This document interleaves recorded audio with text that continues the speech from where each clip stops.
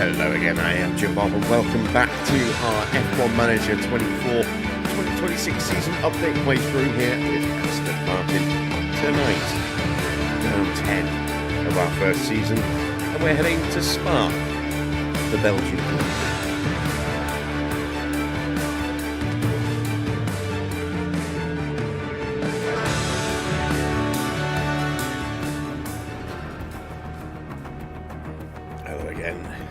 Back. If I sound a little bit weird tonight, allergies are kicking up. I've had the windows open all day and I think my hay fever's starting to play up a little bit. So yeah, a little bit sniffly and sneezy tonight. My eyes are really itchy. Hopefully it won't be too bad.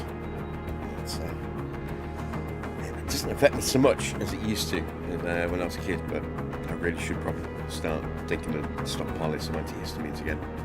Right. Enough of my woes. Let's turn our attention to the woes of our team, which is still struggling, unfortunately. Very much still off the pace. We had a decent-ish result at Silverstone last night, where we didn't get anywhere close to the points, but we didn't, we didn't really give that disappointing a turnout, that poor showing of ourselves. We actually had a decent-ish finish. I think, what was it, 15th with Alonso in the end. Let's take a quick look at the results from last night.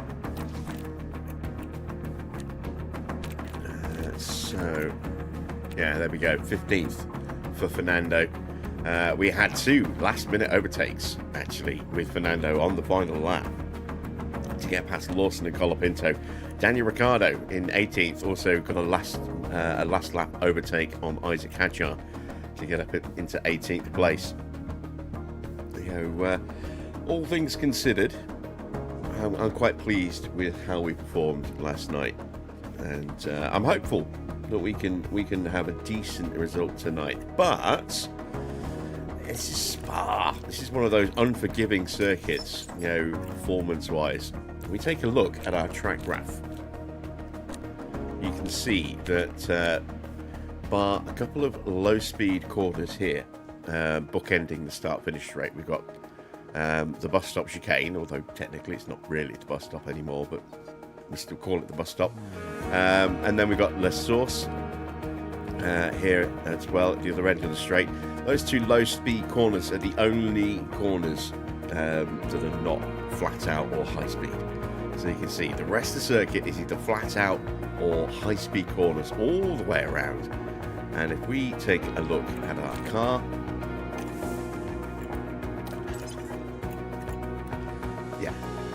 yeah, not quick.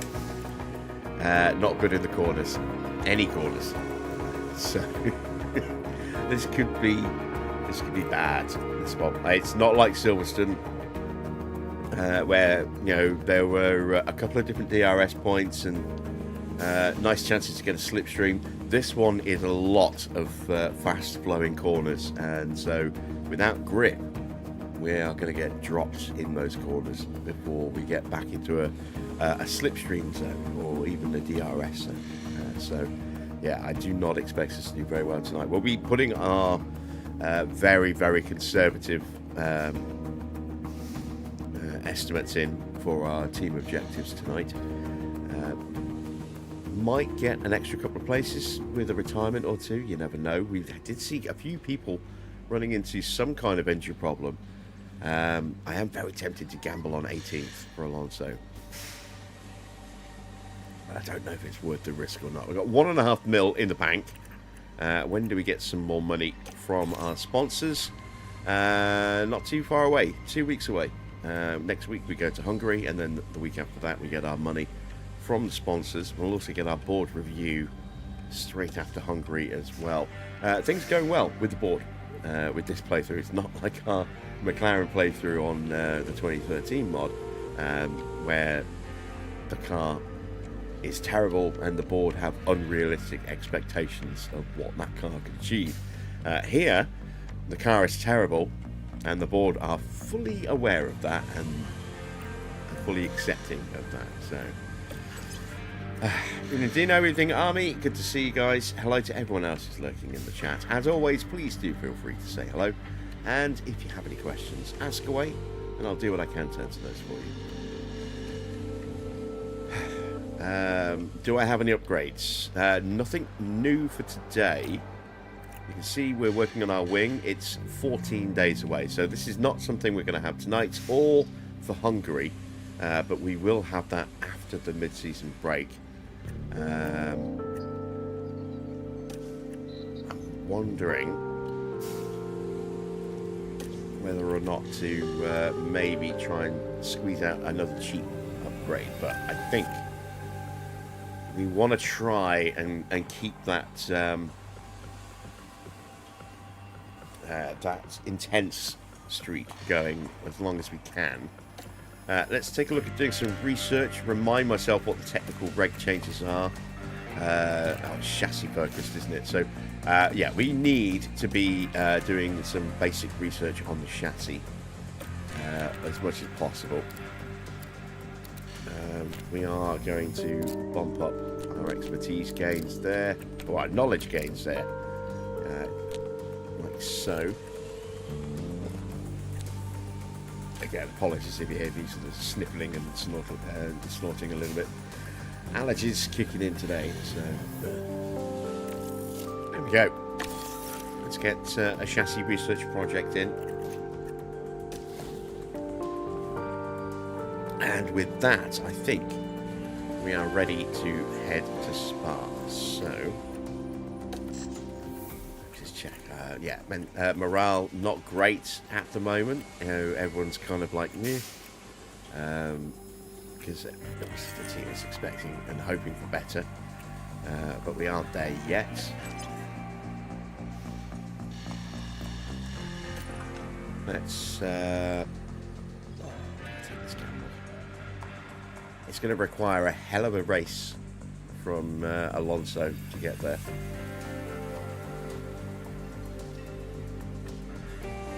For an extra 170,000. No, I'm going to play it safe. I'm going to play it safe.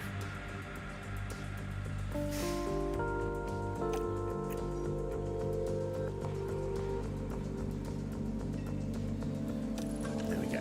20th for both. This weekend, we're in Belgium, in the picturesque province of Liège. In the last round, it was Mercedes who came away victorious. With another win added to their prestigious legacy, you have to fancy them to keep their form. Let's get on with the weekend.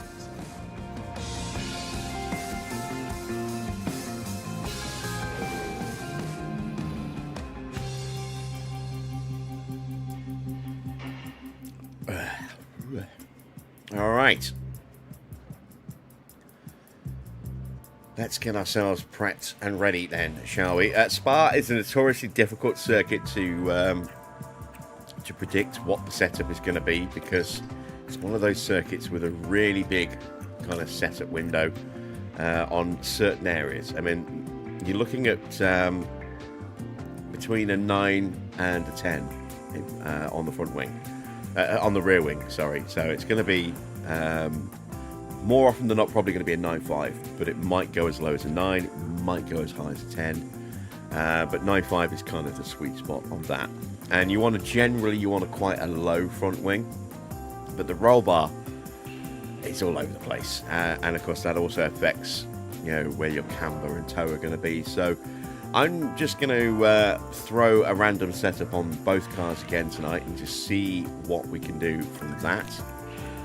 First off though, we're going to put the practice parts in. Let's go with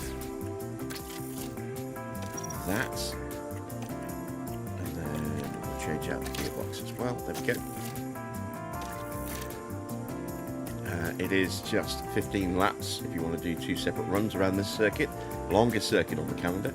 4.2 miles long.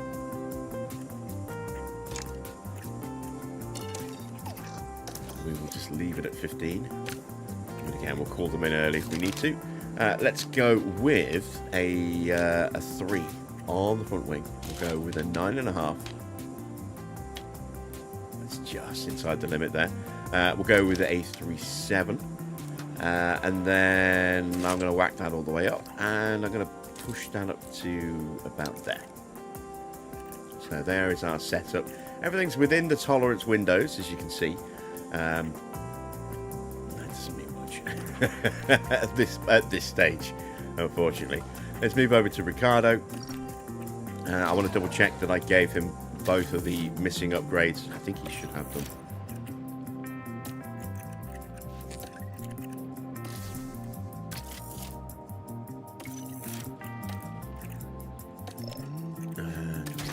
There we go.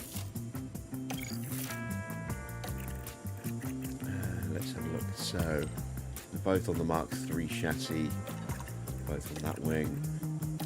They're both on the Mark III there. They're both on the Mark II there. They're both on that underfloor, and they're both on the Mark IIIs. Yes, excellent, excellent.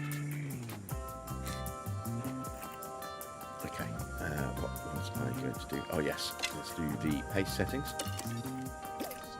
There we go. And then the setup. So what was it? It was a 3, a 9.5.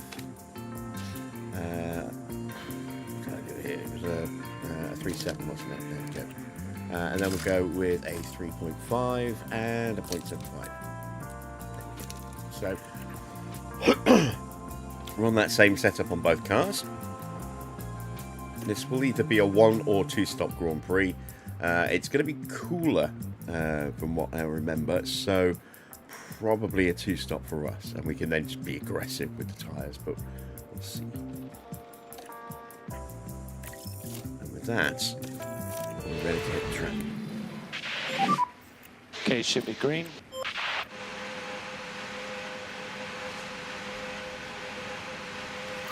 Right, one thing I'm noticing is that Ricardo's helmet keeps changing in the cutscenes, and I don't like that. So, what we're probably going to do is, or what I'm going to try and remember to do, is good. Drink's good. is Yep, loud and clear. ooh, excuse me, is go in and tweak the helmets a little bit after the stream to stop that from happening. Because we've got both helmets added into the team, and when you do have custom helmets assigned to cars like that, for some reason car 1's helmet always tries to overwrite in cutscenes. Yes, which is why we're seeing the wrong helmet. So I'm going to basically have to put the same helmet on both cars and get rid of the second version, the second variant. And then we'll just see that helmet no matter.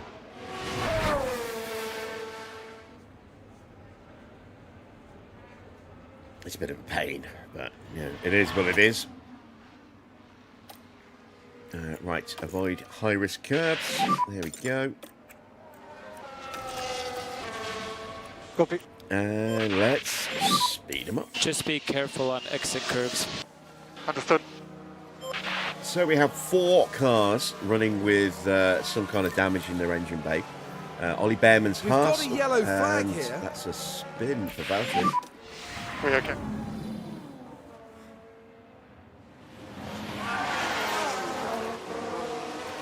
Very close to losing it into the barrier at Le Fagna there, but did not.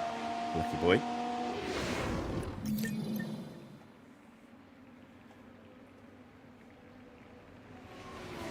And you'll hear me refer to corner names by their kind of old names at this circuit, because they're the names that were around when I was a kid and watching this race, you know, in the 90s. So, for example, that corner there is Rivage, except it's now Bruxelles, I think it's called. This corner there, Speaker's Corner.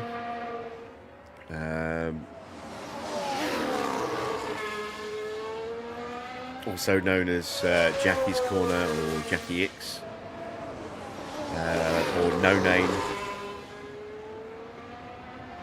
It's got multiple names. Some of these tracks have got multiple names as well. So, yeah, you'll hear me refer to most of the corners on this circuit by their old school names, just because they're the names I knew growing up, and names will change over time.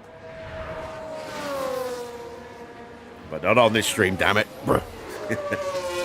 Grumpy old man planting a flag. Right. Let's speed him back up again. There we go. Evening, Wayne. Evening, Eric. Good to see you guys. So, yeah, the 4 cars with damage, which we were going to talk about before Valtteri had a moment. Franco Colapinto, Kimi Antonelli, Ollie Behrman, and Max Verstappen have got some kind of damage in their engine bay. We do have a couple of rookies running. Let's have a look. Nicholas Solov getting a run out for Red Bull. Alexander Dunn getting a run out at Alpine. I think it's just those two. Oh, Max getting a fault already. And as far as we can tell, they've got a fault with the car. Thanks, Crofty. Never would have guessed that. So, whatever the issue is for Max, it will get resolved at the end of this session. They will take that part out, put a new one in. Oh, look at this. This is an optimal. That's 97 to 100%. It's 98. That's a really strong start.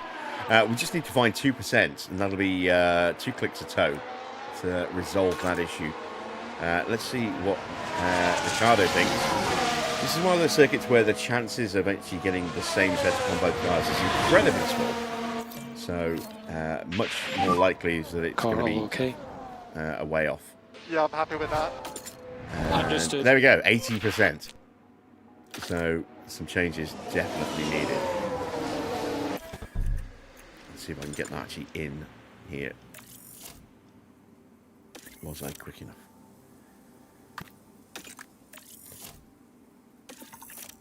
Not with Ricardo.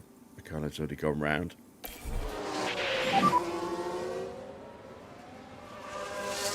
You miss Stroll? Okay, copy. Understood. I don't. I don't miss him at all.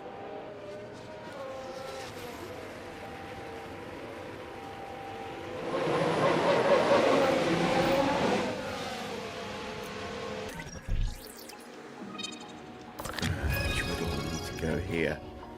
I am going to go down 2 clicks, I think. And, well, if it's right, it's right. If it's wrong, we'll go the other way.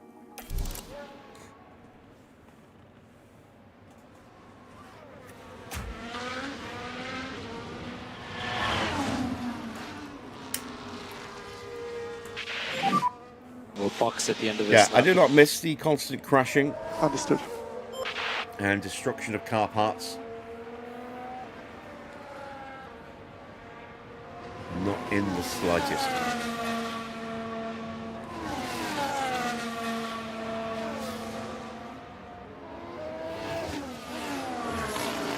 Let's have a little scour through.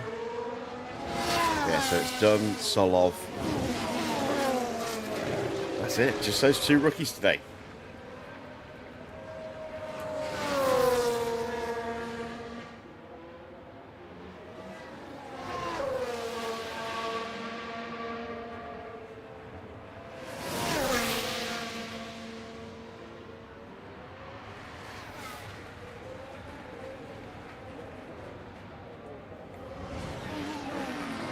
What do I mean I don't miss a driver crashing 5 times in a week? I don't feel like... I mean, if it was... Turn the pit limiter on. if I was sort of watching from the outside, that would be different. But when it's my driver that's crashing 5 times... I don't miss that at all.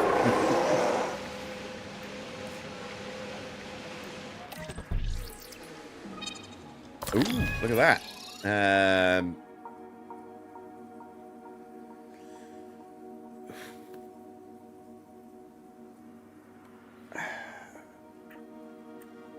logic would suggest that we need to be a 10 because we don't have enough downforce to be quick through most of the circuit. But I just have a sneaky feeling that that's actually going to be a 9.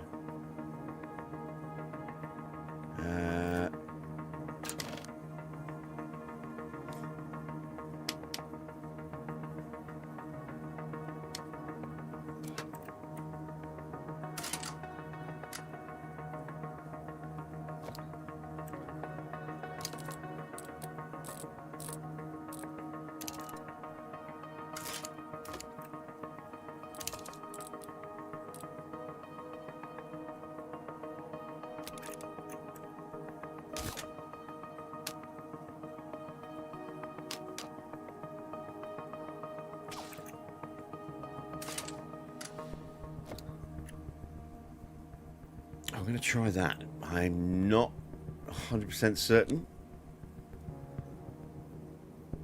That's just a gut feeling. Although that may just be my allergies.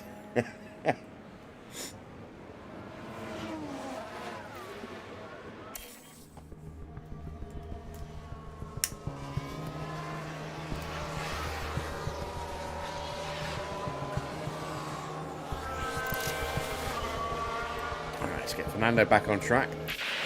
Let's see if we went the right way with his little click of toe.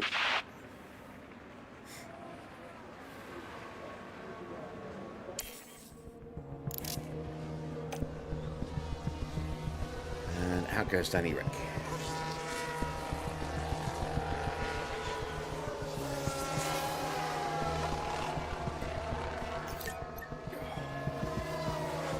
So I watched the highlights of England last night. Looks like I actually missed a really good game, which, you know, for England matches is like a unicorn. We have this habit of grinding out results in a very boring, uninspiring way. But it actually looked like we played really, really good attacking football. And really entertaining football.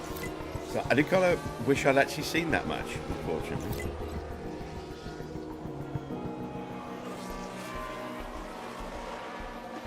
Let's see if it was a one-off, or if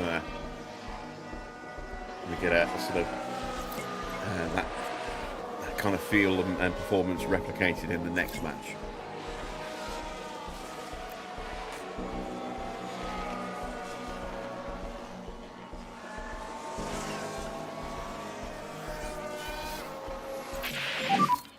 Well, very good. Right, so we got the wrong way with Alonso because he's now on a great rather than optimal.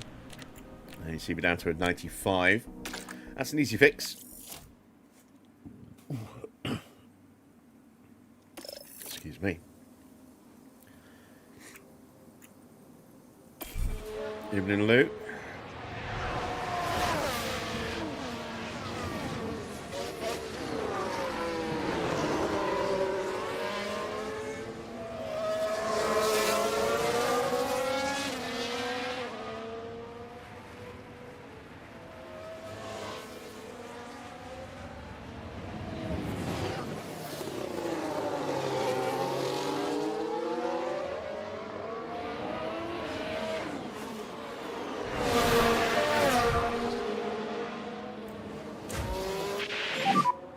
Pit lane entry.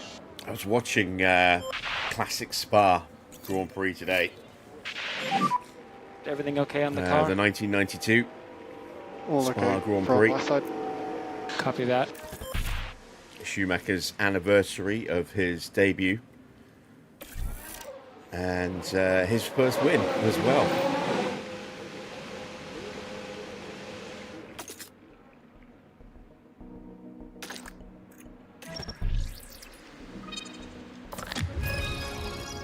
So that needs to go back to there and then up to instead. That should now be sorted. What are we up to with Ricardo? 87. We made some progress, but not everything has gone the right way.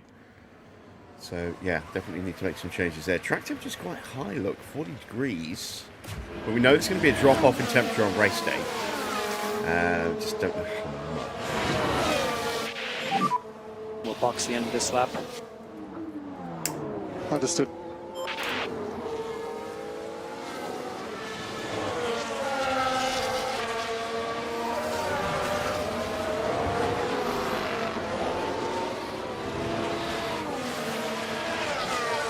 Oh, and I don't know if you can see over my head, just there, are a couple of additions to the budding collection. That is the Jaguar R2, and it is the 2002 Toyota, their first Toyota. And the white line. Both of them in fantastic condition. And Both you can of them an stop on the absolute marks, steal. find pre-start Dirt cheap. revs, and then switch off. There are some absolute bargains to be found on eBay. There are some very expensive cars as well, and some people that are either eternally optimistic or hopeful that they can, know what, how much of a market they're charging, and hopeful that whoever's bidding doesn't know how much of a market they're charging. Yeah, I mean, if you are patient and you shop around and you don't have an absolute specific require for a very, very particular model, you can find some absolute bargains. The more you're looking for a very specific car, the more then that you start to find problems trying to get what you want, and higher prices and stuff. We are going to whack that all the way up to a 1. That puts that right on the line there, as does that, and that might actually fix everything. So we will try that in the next session for Daniel Ricciardo. There's one other thing I do want to point out as well, and we'll go full screen on this one. There's a store on Etsy, and I'll pull it up. Let me open it up first, because I want to build. My plan is to have a little display around the Silverstone 2003 Grand Prix. The one I actually went to, the only one I've ever been to.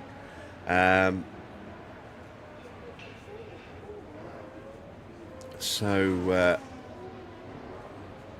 I've got the program from that race. I got the cap that was available at that Grand Prix weekend. I've got the car that won the Grand Prix weekend, and now I have a custom poster.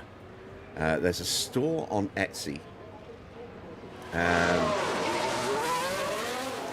does wonderful little sporting prints, and I was trawling through looking for more than anything, I was looking for just like a little circuit map, but of the circuit as it was back in 2003. That previous spec of Silverstone circuit, and could not find one.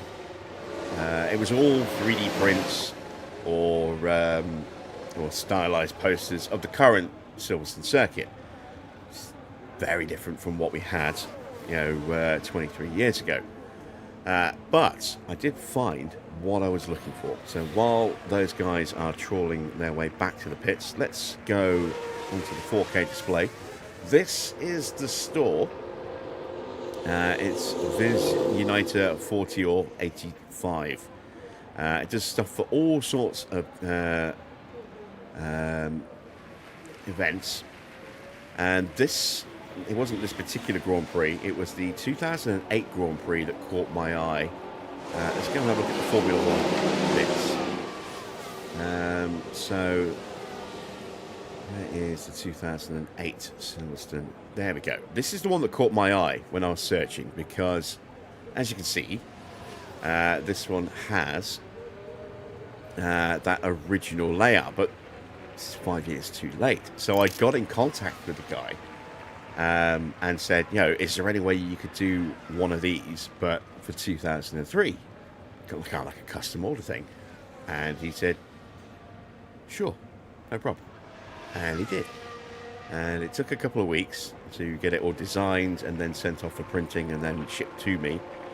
But it arrived today, and I picked up one of the other ones that he already had as well. So first off, let's go full screen on the camera.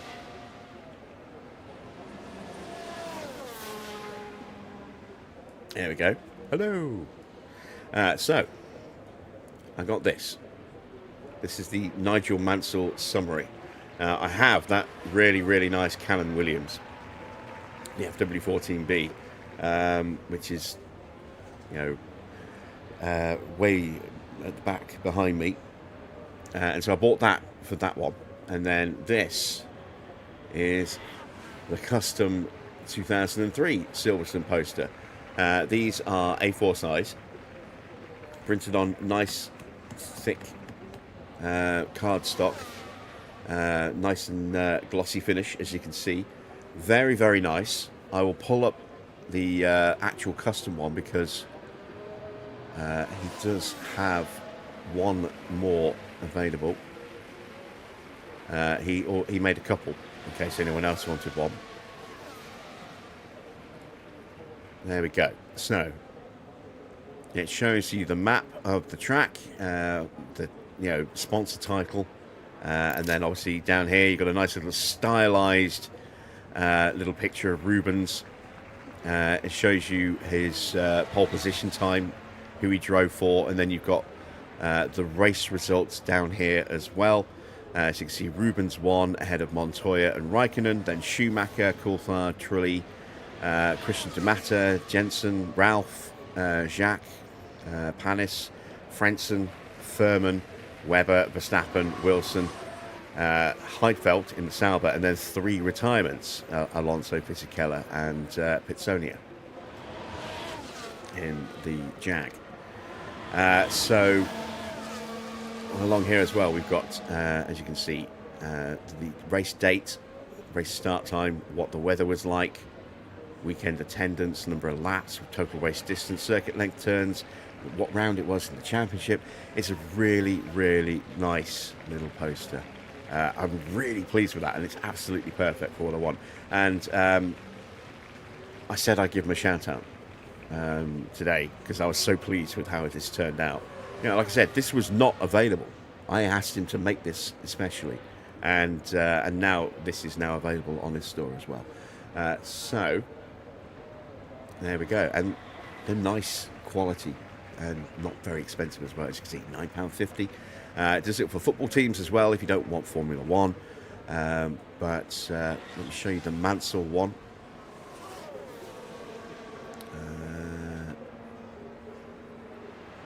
There we go. Here's the Mansell one. So as you can see, this one here, nice little stylized version of Oh, no, you can't see it, can you? Because the webcam's still there. Let me deactivate that. There we go. So we've got a nice little stylized image of Mansell as the world champion. It tells you his age when he won the title, where he was born, the car he was driving, what tyres he was running, because this is back when we had different tyre manufacturers. And then you can see the circuits for that season. Down here we've got the summary, how many races there were, how many wins he got, how many poles, fastest laps, how many points, the final standings. So you can see Mansell absolutely battered everybody in the championship this year. 108 points against 56 for his teammate Patrese, 53 for Schumacher. But up here, if we take a look at the opening Grand Prix, Kyalami, you can see round 1, he qualified on pole, he won the race. Round 2, Mexico, on pole, won the race.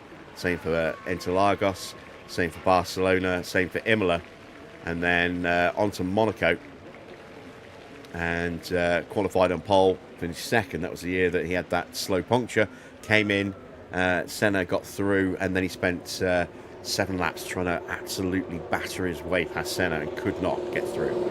And then you can see here at Hungary, this is a little gold trophy to represent that's where he actually won the title.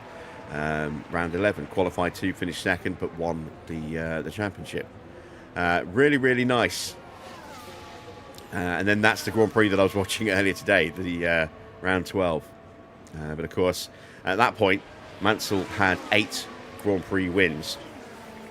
And that was a record that he shared with Ayrton Senna for 8 wins in the season. And then he went on to win in Estoril, the Portuguese Grand Prix. And that set the record at 9, which then later would go on to be beaten by, I think, equalled by Schumacher and beaten by Vettel, or maybe the other way around. Maybe it was Vettel who equalled it and then beat it as well. But I'm pretty sure Schumacher got 9 wins in a year. I don't think Schumacher beat the record. He might have done, I don't know.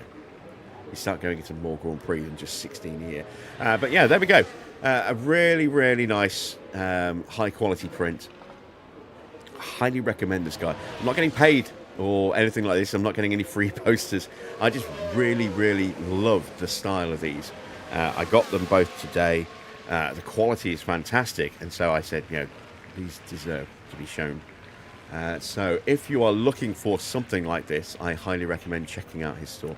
As I say, it does them for football as well, so you can get your team or your favourite squad from a particular season, something like that.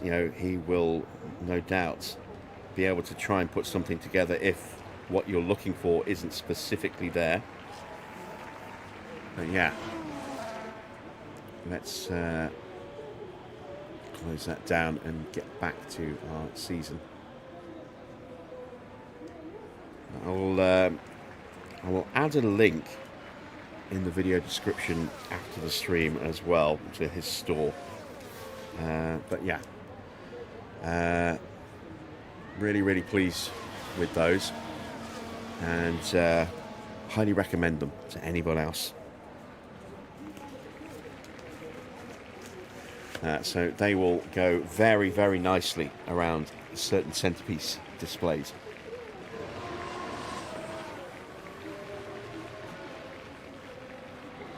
Right, let's go back to practice, which is done. Right, after a plug that I didn't get paid for, we're going to have a plug that I will get, hopefully, paid a little bit for. We're going to throw an advert break in. When we come back, we'll crack on with the rest of practice.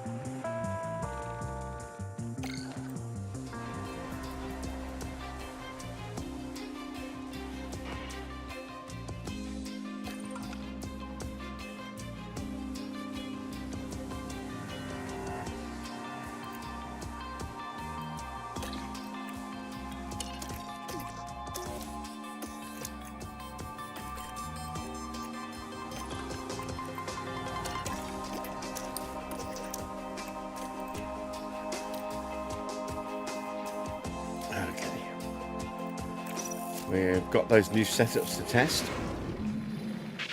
Let's see if they are going to do what we want them to do.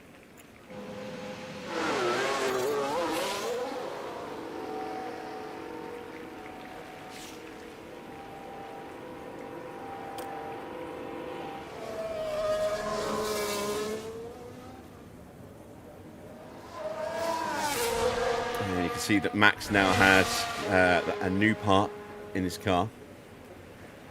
So he will not be penalised this weekend,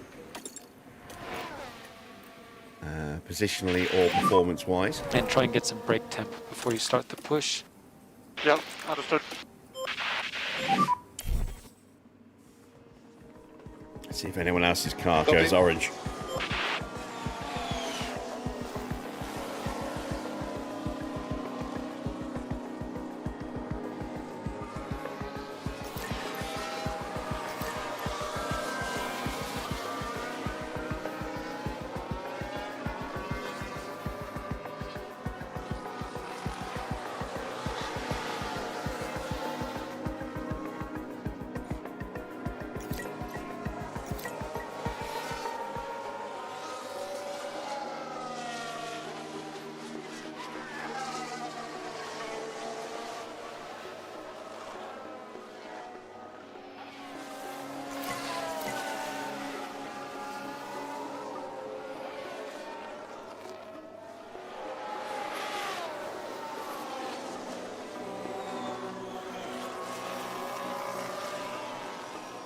One other thing I do appreciate is they actually arrived in a card-backed flat envelope rather than in a tube, so they didn't get all rolled up and have to spend ages being flattened out as well.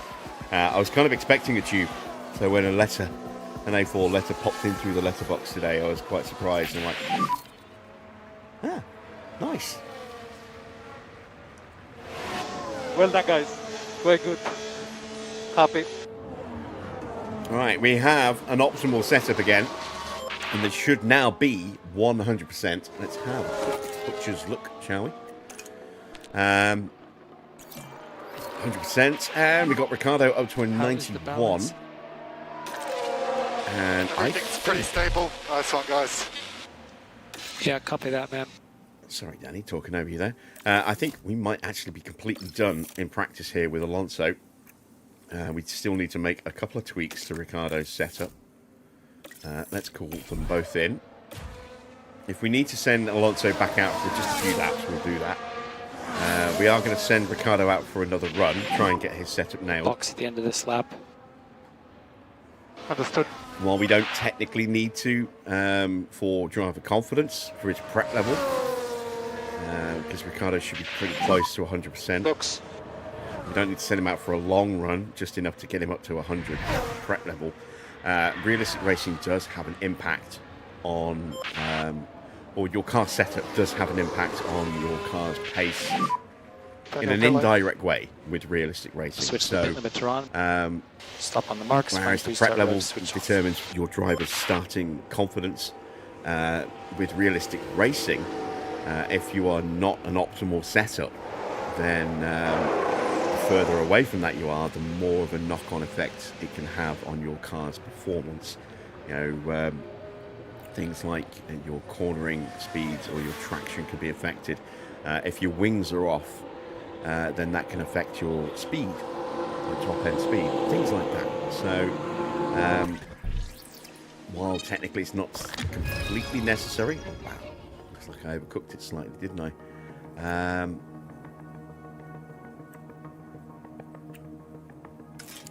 Let's push that up, and then bring that back to there.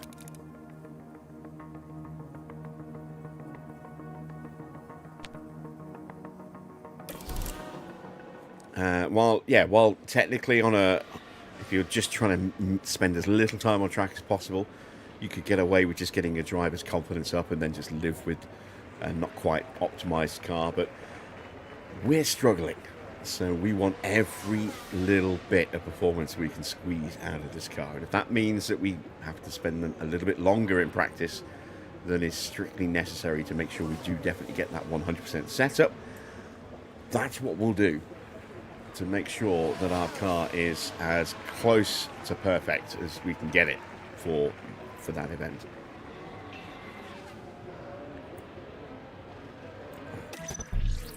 Alonso has that 100% setup, and we have the 100% prep as well. So we are done with Fernando. We do not need to send him out at all. But as with Ricardo, we do need to get that setup up a bit more. So another little afternoon jaunt around the circuit pending now for Danny Rick, the Honey Badger.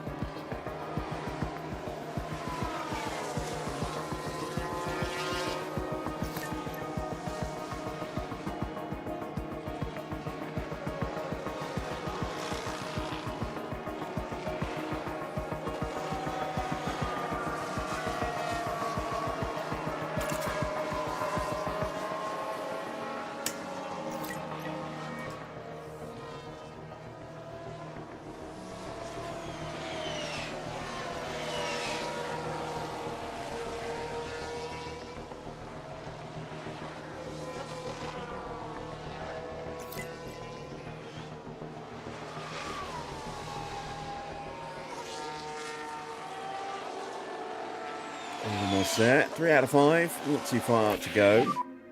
We okay on temperature? damages. Yeah, we're fine. 13 minutes left in the session.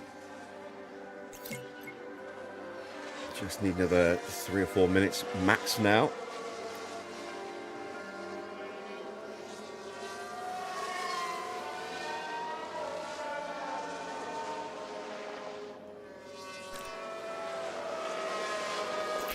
There we go.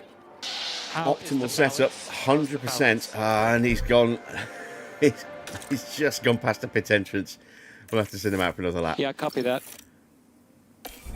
There we go. But now Ricardo is 100% as well. Both of our cars fully prepped. So Okay, we are box now now. officially done with practice. Yep, understood. Don't need to do anything else. Except potentially save an extra set of soft tyres.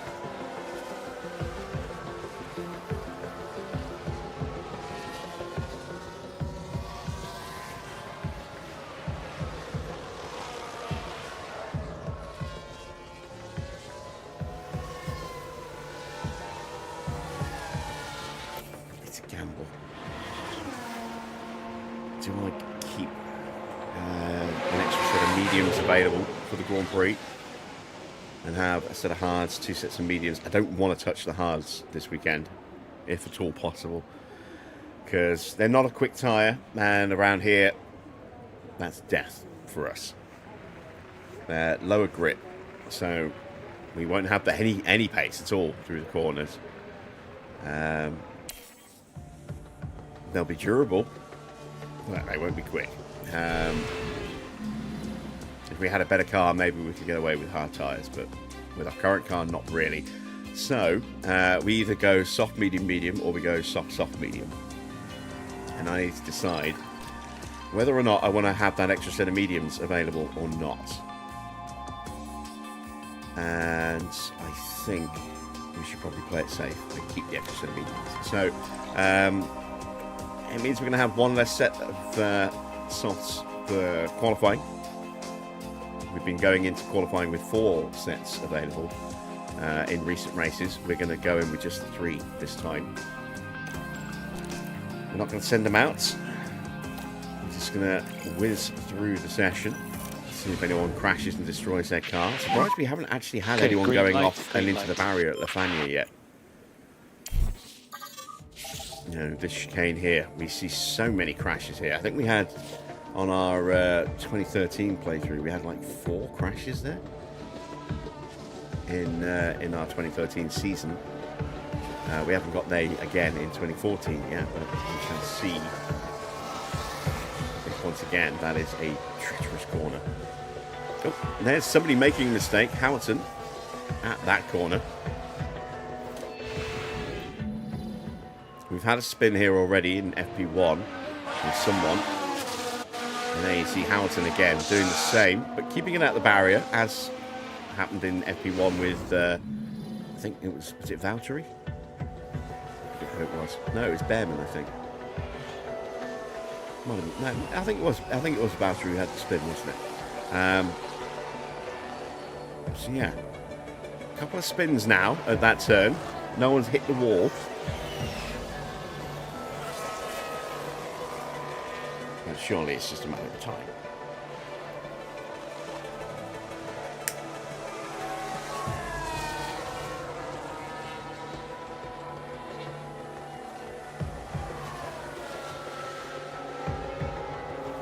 What's the deg at Spa? Not too bad, normally. Not too bad. If you've got good tyre wear, you can easily go a one-stop mediums to softs. But it doesn't necessarily mean that's the quickest way to go. Depends on temperatures. We think it's going to be a bit cooler, so going with a 2-stop and being able to just be aggressive and push the tyres harder and get more pace out of the car that way might be the way to go, because if it is cooler, tyres aren't going to immediately melt the second you start to push or get into dirty air. So we shall see. We shall see which is the right way to go on this one.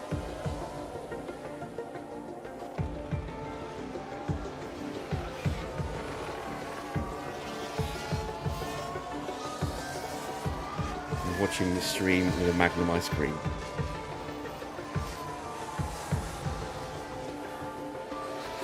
Okay. I'm not going to call it Kimi Raikkonen.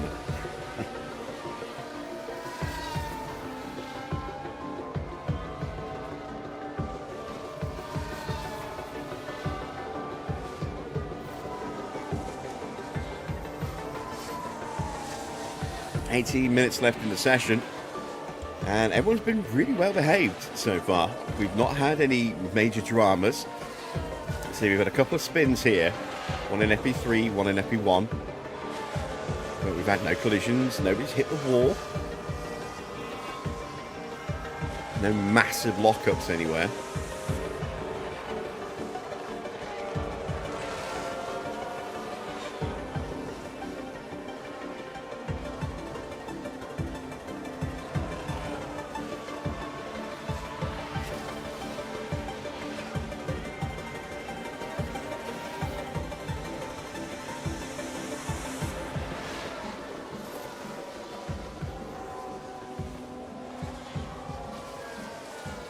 Like it's going to be a pretty quiet weekend through practice. Let's see if anything happens in qualifying.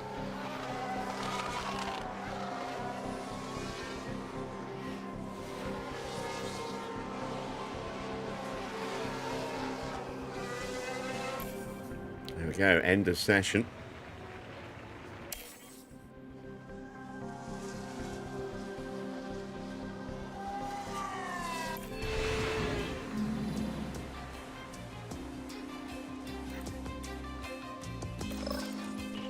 Both of our drivers very, very happy.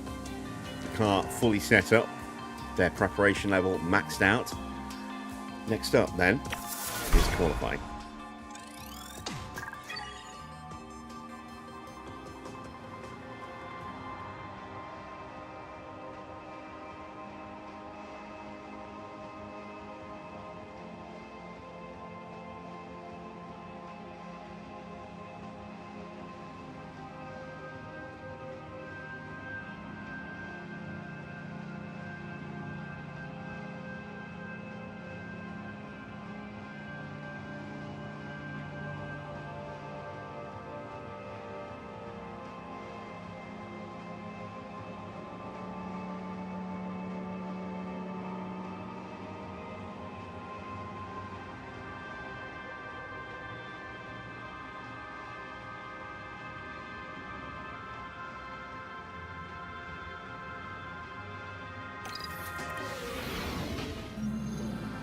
There's tension in the air today, so it must be time for qualifying. Drivers need to get into Q3 if they want to make the top half of the grid. With only 10 slots available, it's a fight nobody wants to lose. Charles Leclerc's been a talking point for many of late. Karun, how do you think he's doing so far? They had an excellent performance in practice, setting a solid lap time. They must be feeling confident. But confidence doesn't necessarily mean success in Formula One. Let the competition commence.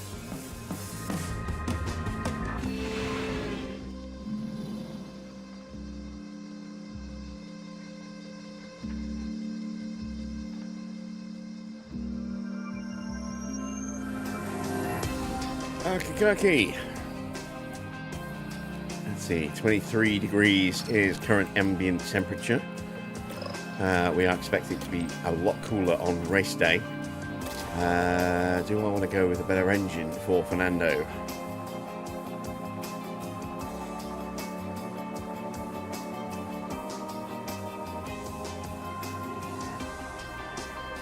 No. 71 will be fine. Not ideal, but fine. We will, however, go with the 88% on the ERS and the 84% on the gearbox. There we go. Evening, Mike. And we will have to go with a 91 engine for Ricardo. 56 will not cut it around here. 68 is fine for the ERS and gearbox 90. There we go. Okay, Let's hit the track and see how we do.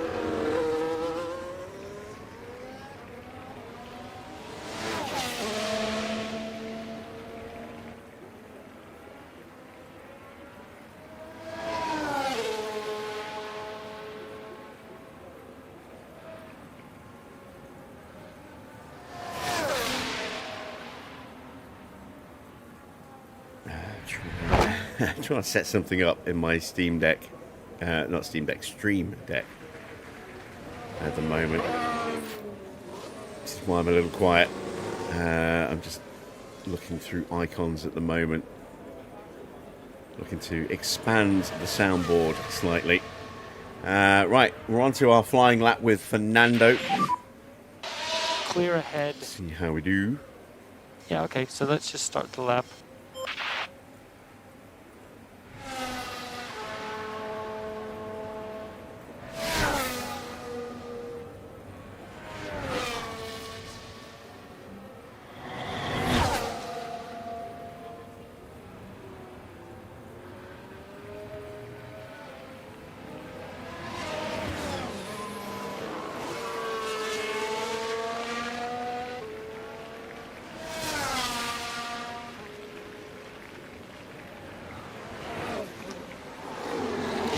Ricardo 6/10 down in the opening sector,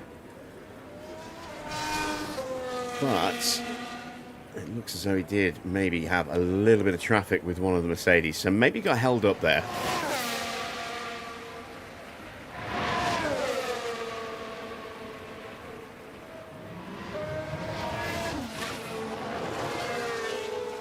See what the middle split times are. Piastri 30.6 is a second quicker than Ricardo. 46.9 for Fernando.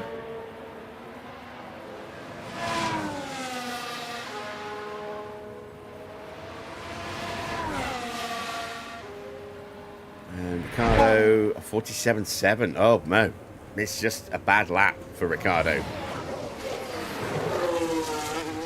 Why that is that tyres? I mean, it shouldn't be.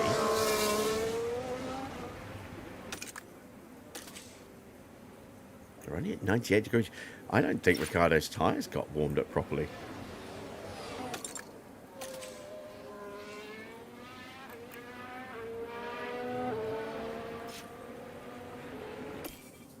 All right, we will stop what I was doing. Okay, press in button. Or trying box to do. now. And I will pay a bit more attention on the second run to tyre temps. Let's see if that's the case. We're going to need to run a brand new set at the end. I'm going to call these guys in a little bit quicker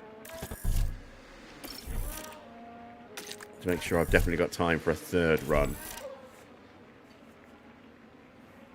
And somebody has made a mistake.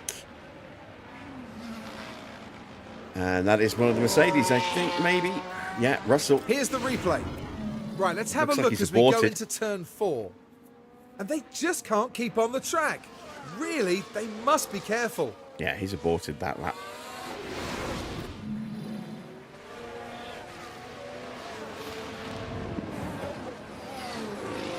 Oh, no, wait. He'd already done a lap. So, yeah, this is now his in lap. But you got 2 cars behind on out laps. 3 cars on out laps, I think. No, Albon's on an in lap. I may need to manage those tyres. Yeah, I'm. Like I said, we're going to keep an eye on tyre temps on their outlaps on this second run on these tyres, and then we'll do a third run with a brand new set. And if we need to take manual control to make sure that those tyres are in the window, that's what we'll do. Up to the line and top of the leaderboard for Max Verstappen. Oh, Behrman, that's the worst possible time But there. for a fault Oh, dear, to that's not what they need escalate. right now. Because that means he's now going to have to brake park Verme to replace that part. And the team always replaces a part that goes orange in the next session. So, yeah, that part will get swapped out and he will take no further part in qualifying after Q1. If he makes it through to Q2, he just probably won't run.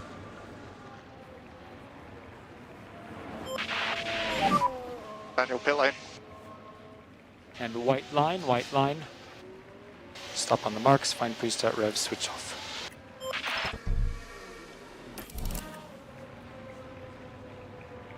That's an awful lot of traffic coming through. Some of it's on a flying lap, some of it isn't.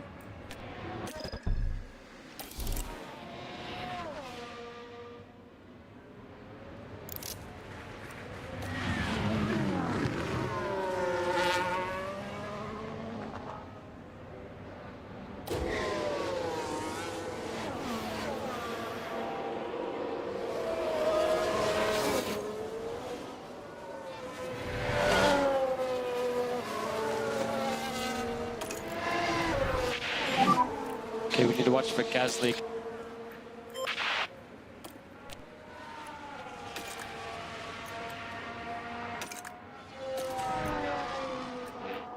There we go. Manage our tyres this way. Well, say manage it. Monitor our tyres this way. That's what I meant to say.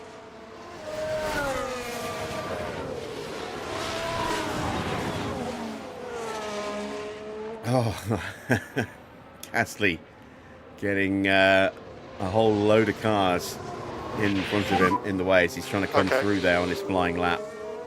Alonso's tyres seem to be heating up quite nicely. We're watching Ricciardo, who's just a couple of corners back, but I mean his tyres are about the same kind of temperature level.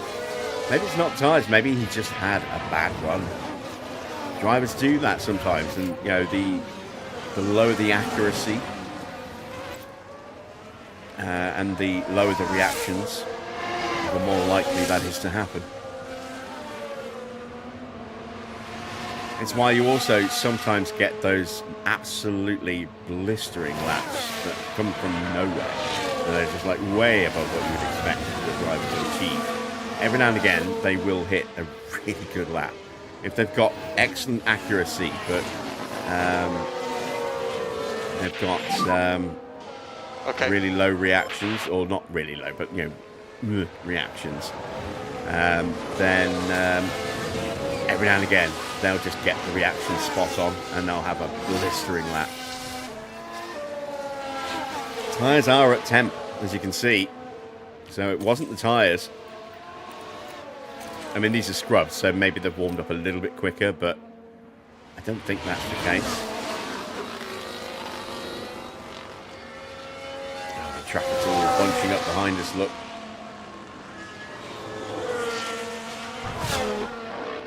Right, so Looks like Alonso will give a little bit of a tow to Ricciardo. Ricciardo is almost certainly going to hold up everybody else. We're going to watch this lap in reverse. This tire is better think. for keeping tire temp, so that's good. Like this. That's a big gap. So we can keep an eye on the gap, monitor the gap between Alonso push, and mode Ricciardo, push. and also so we can see if anyone tries to actually overtake Ricciardo.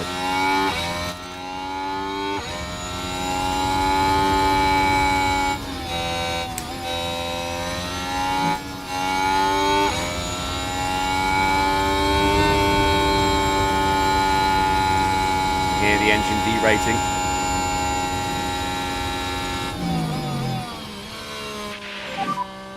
Yeah, it's impossible with these guys.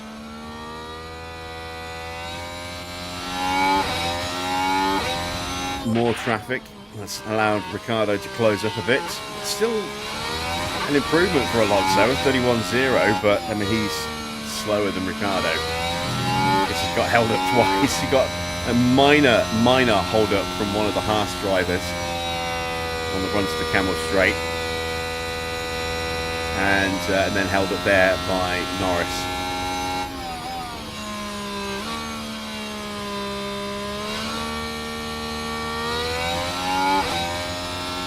And we've got a Ferrari in front now as well.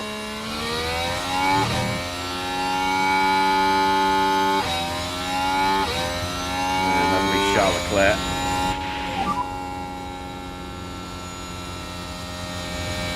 You can hear that engine de-brake. Oh, it's painful to listen to.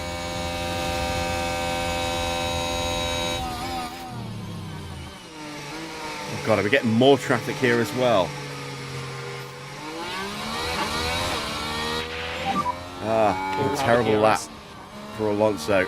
Ricciardo improves nicely.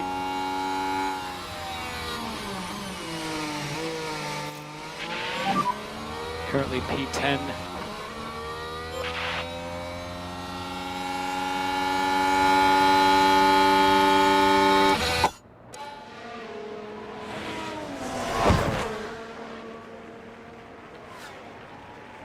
Yeah, this is the D-rating is a new feature that was added in with the latest update of realistic racing. You do not need to run that if you don't want to. You can install the previous version. You can just go to the history tab of the mod and download the previous version instead. Just watch him behind.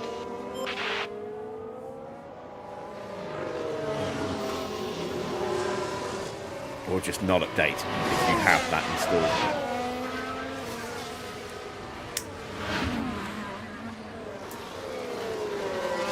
But for better or worse, we are going to be running the regulations in full to our best ability. So that means we run the update with the engines that slowly just go. It's like almost like a balloon on a slow deflate, isn't it?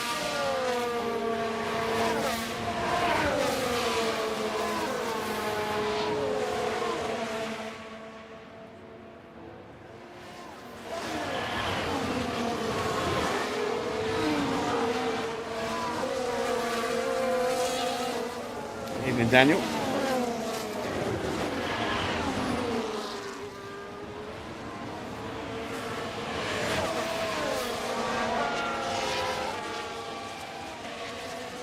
Oh, got a yellow flag. That is a Hadja. No, that's Max. Single yellow. Yep. Max with a Understood. mistake. Right, so this was the fourth corner. This is his push lap as well. And there goes the steering. They took a gamble and it was just too late. Locking up into Les Combes.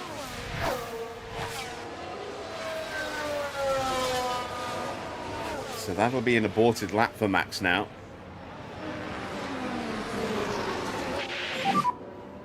Okay, pit lane. Pit lane. Switch the pit limiter on. And you can stop on the marks, find pre-start revs, and then switch off.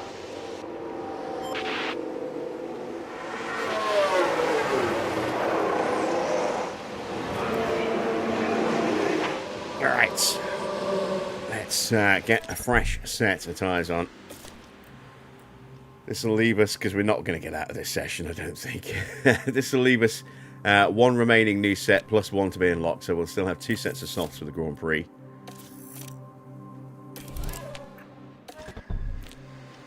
I mean, we are through at the moment.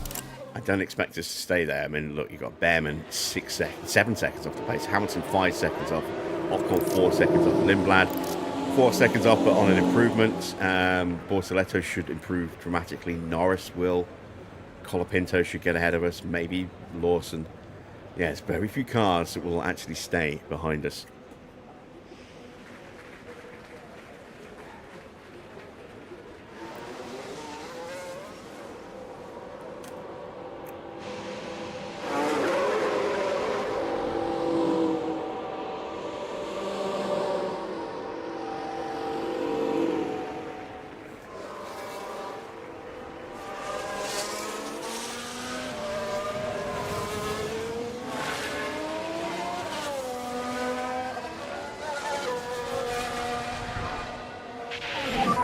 See what Lindblad does as he closes out his flying lap. Okay.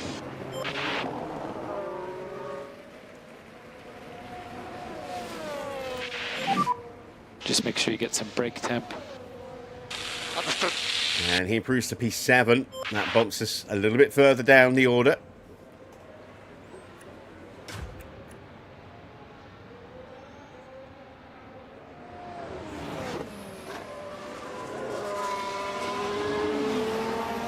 As Colapinto goes whizzing through.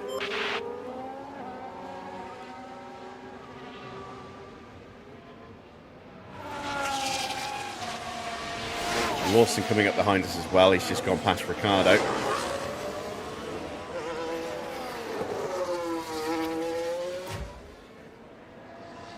Did the Haas slip through in front of us? No. It's still there behind us. That's Ocon behind us there. There is Lawson.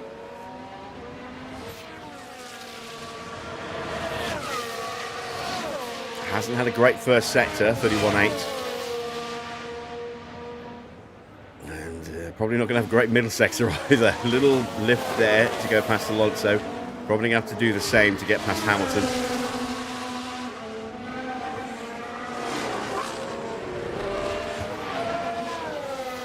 Yeah, this is not a good lap for Lawson. Lawson's not going to improve. That's good for us.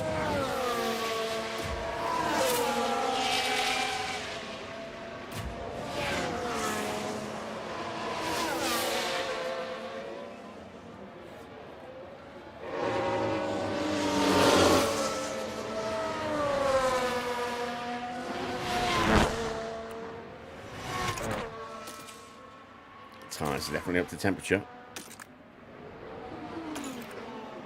And let's go, Fernando.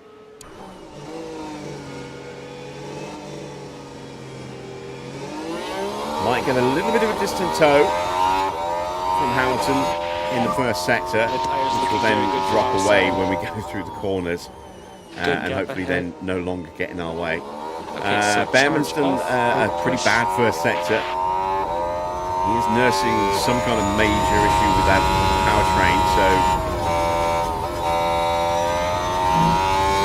he might not even make it through. Oh, come on! Thank you very much for that, Liam Lawson. He's made my shit list. So, Alonso's done.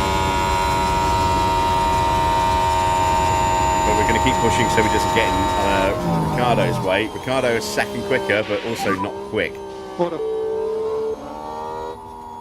And Lawson now ruining Ricardo's lap as well.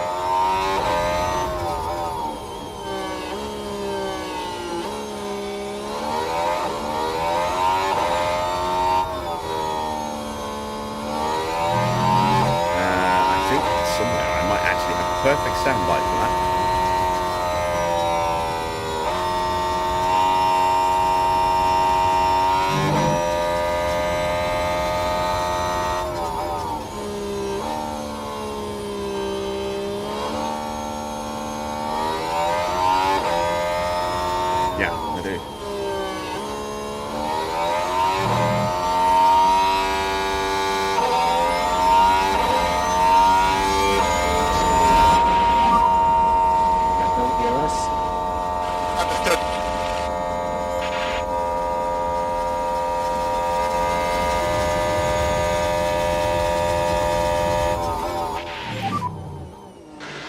Okay, now I've got some traffic, so I think this lap's aborted.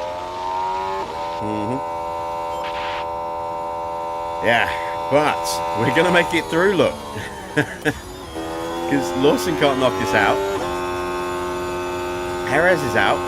Norris is out. Norris didn't start his lap in time. So both Haas drivers are out. Norris is out, both Cadillacs and Colapinto as well. Lawson, despite being a sore loser, did make it through. But both of our cars got through, which I did not expect at all. And now that means I'm slightly compromised on tyres. Because I did not think we would make it. Okay, so we'll run a set here, and then we'll run a second run on these tyres and just see where we go. We're certainly not getting out of this section. So there's no point breaking a brand new set of tyres for one, the chance to maybe get one extra position.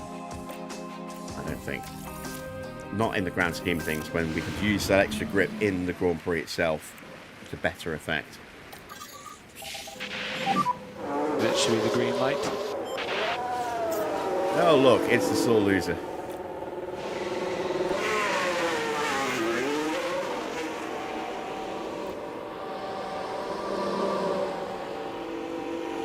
How many times has Norris been knocked out in Q1 now? Quite a few. Okay, just get a little break. I think that's the third time this year. Okay, understood. Let me see, actually. We might be able to actually investigate that. Copy.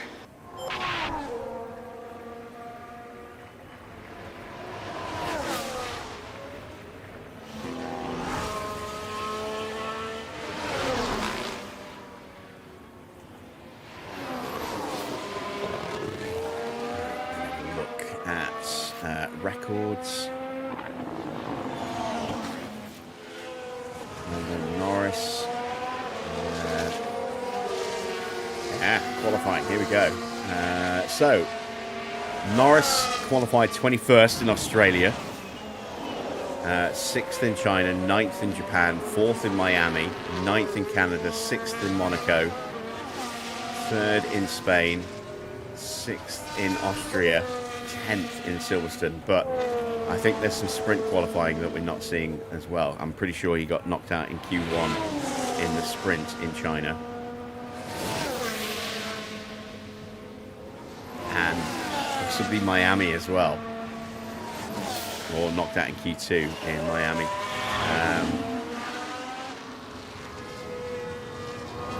We'll have to dive a little bit deeper in the results tab, maybe,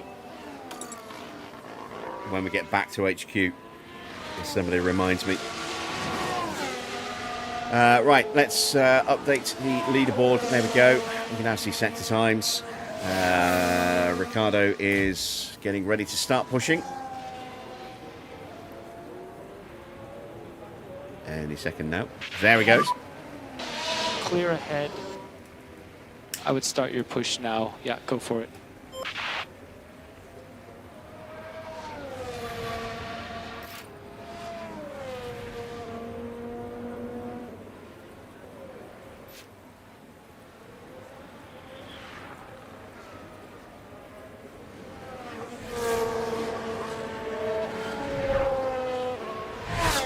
Looks like Lawson might not be close enough to get the toe, which is good. He doesn't deserve it.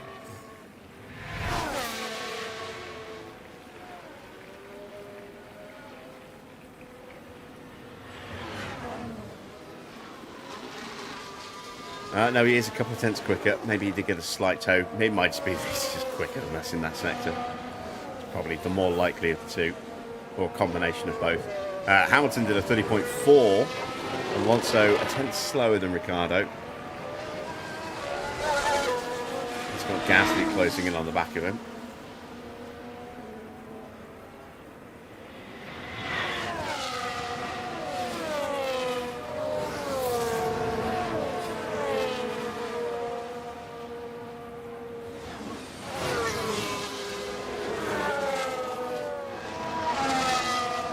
middle split coming up as we hit the Staveloes.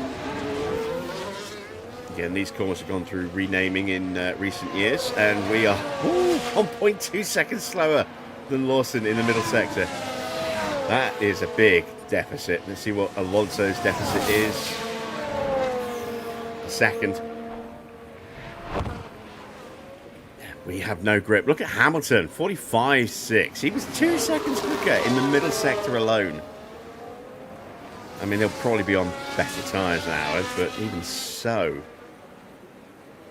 that's a single sector, and that's a huge loss. 1.7 seconds slower than Lawson. Okay, press in button 3.2 box seconds now. slower than Hamilton. Here comes Alonso. Understood. He's 3.3 seconds slower. He lost some time in the final sector. Ouch. Big deficits. George, been pretty anonymous so far this weekend. Just pumped in a purple first sector.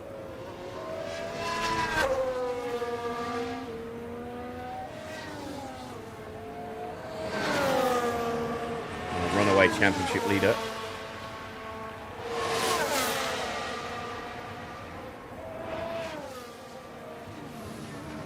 Six-time winner so far this year. Should have been 7, but of course got that penalty, which meant he was demoted behind Kimi Antonelli last night. That 5 seconds proving fatal.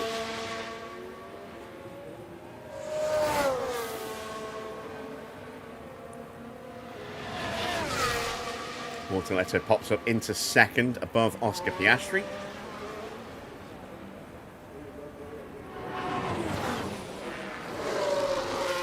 And Russell is about to go top. What about Max? Max goes to P3. He's still 1.2 seconds off the pace.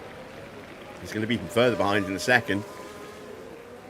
2 seconds off the pace as Russell pumps in a mighty lap. Nearly 8 tenths quicker than Lewis Hamilton's lap. Third place, Bortoletto, currently 1.7 seconds away. That is mighty. Leclerc down 3 tenths in the opening sector.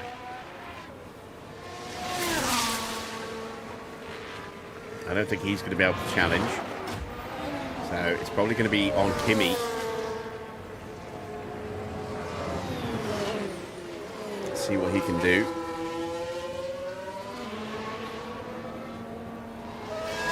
No real traffic issues pending for Kimi.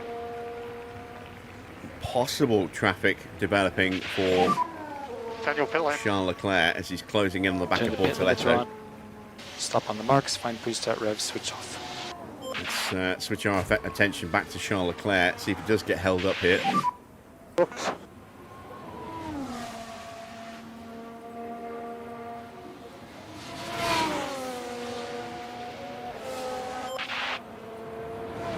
Antonelli goes purple in the middle sector. Bortoletto dives out of the way.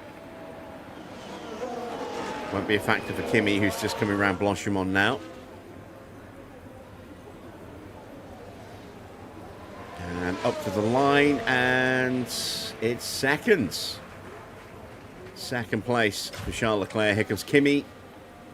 He goes second. He's only 2 tenths away, with some minor issue on his car there.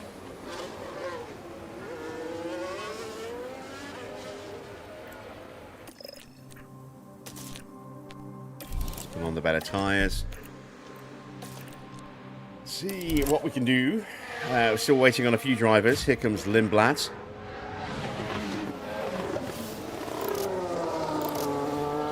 Next it'll be Hadjar.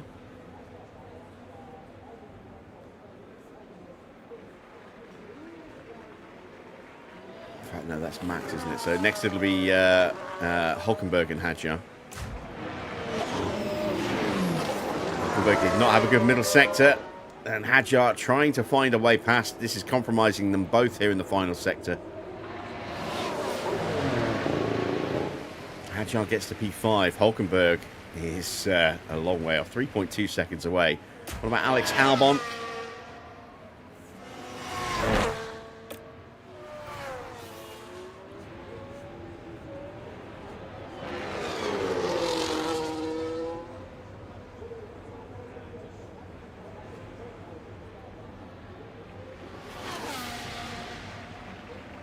Max Albon up to P6. So we're bottom.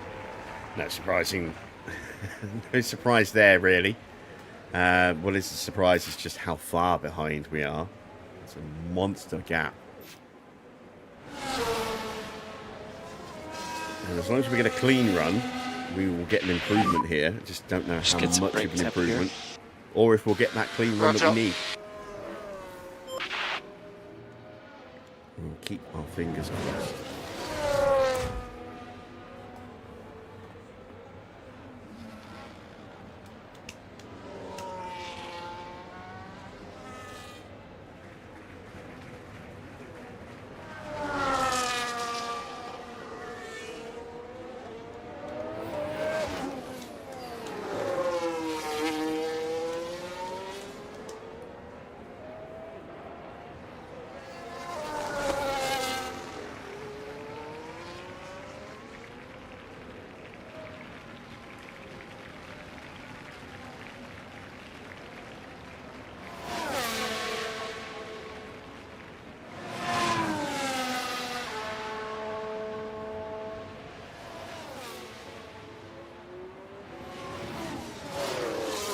Oscar is leaving the pits for his outlap. We might see a few more coming out. There's Sainz, a couple coming back to the pits.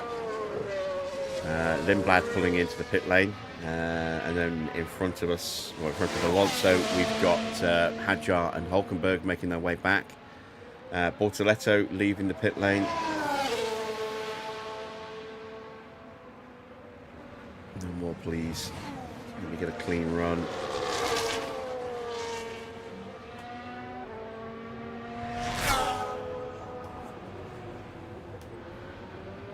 It would be nice to get ahead of Hulkenberg.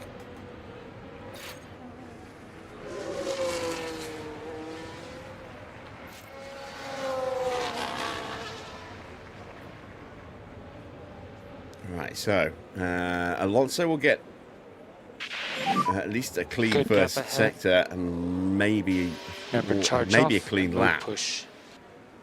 Ricardo will get a clean lap as Albon's into the pits.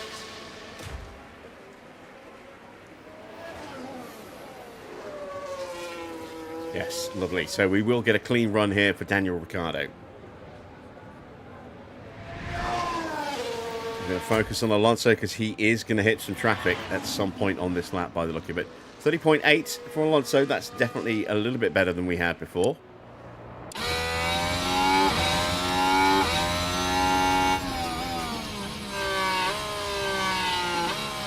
And a tenth quicker for Daniel Ricciardo.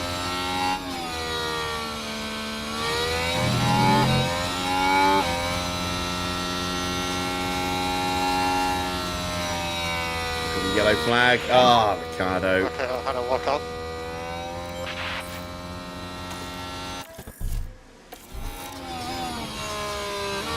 So this is what happened. Right, let's follow the action now at turn 7. It's a Ravage. Well, you can see the lockup, but that's just the risk you take. The later you leave it. Damn. Right, let's pull up the telemetry so you can watch that speed drop away disappointingly here.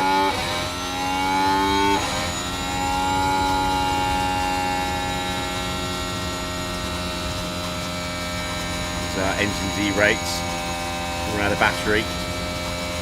A little bit back. Just for the launch for the line. Got 15% battery now. And splurge it all. There we go. 14th. We did manage to get ahead of Hulkenberg for now. Whether we stay there is another matter entirely. Ah, dear. Yeah, like I said, painful afternoon ahead for us.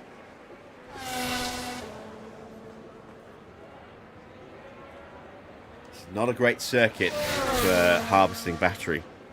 You've got a lot of fast-flowing corners, not many heavy braking zones, so, and a lot of fast sections. So this is a circuit that demands a lot of energy, but doesn't give you a lot of energy.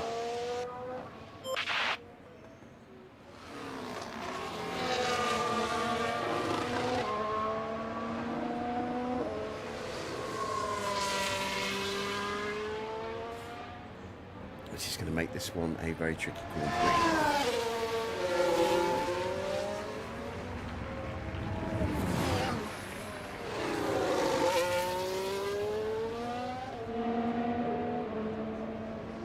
Oscar in the drop zone, or the danger zone right now, but on an improved lap. Can he get through cleanly?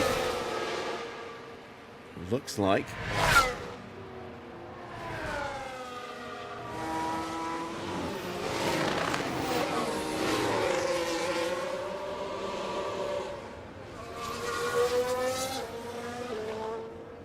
And across the line. Stays in P10. He's vulnerable. I'm not sure who's going to have the pace to knock him out, but he is vulnerable.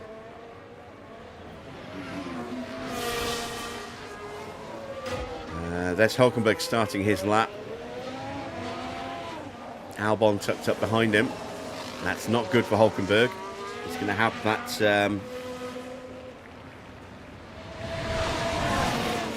going to have that potential distraction. Oh, Bortoletto. Thought Bortoletto was going to block Hulkenberg into Eau Rouge then. And there's Sainz, and Albon now is going to have a look into Les Combes. Oh, God, and there's Oscar. That's it, Hulkenberg's done.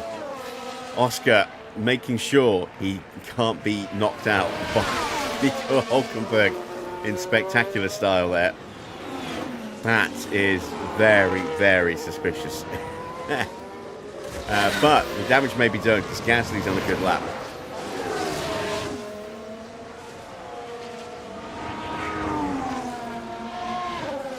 Steward's inquiry is definitely called for on Oscar Piastri there.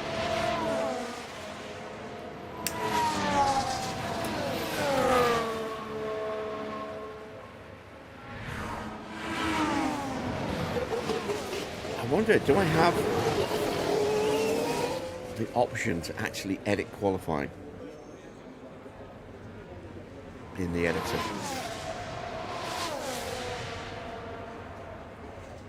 I don't know.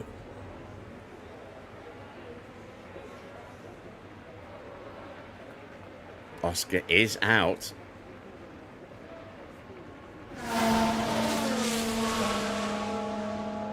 Leclerc's top. Oscar's eliminated, as is Lawson. Lindblad trying to get through. Can he squeeze through? Hulkenberg is out. Is Max going to get knocked out here? No. He's safe. But yeah, Piastri did not get his time good enough. He got held up on his lap. Max did not even cross the line in time to start his lap. He could have been knocked out without the right of reply. Very, very close. So qualifying is done. That was a slam dunk impeding penalty for Oscar Piastri. So we are going to do a little experiment here. Let's just see who sticks it on pole first of all.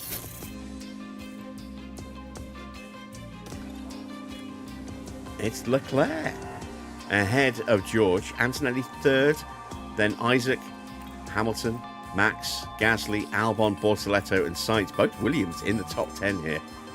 And no McLarens. Oscar out in Q2. Norris out in Q1. Very, very surprising. Right. Let's save this. No, not yet. Got to go to the next screen. So let's do that. And then we will create a save. We'll load it into the editor and see if we can edit qualifying results before a Grand Prix. And if we can, we will give a 3-place penalty for impeding to Oscar Piastri.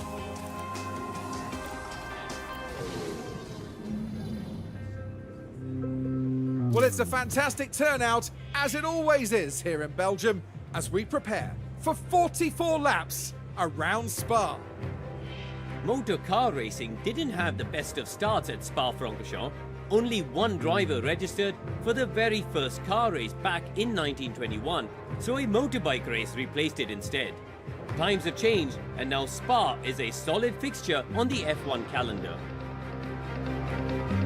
Spa-Francorchamps is an F1 favourite, consisting of challenging corners, high speeds, and the chance for drivers to really prove themselves. The long lap has different downforce demands, with sectors 1 and 3 requiring pure speed, and sector 2 a twistier and more technical affair. The time has come to fight it out. It's race day.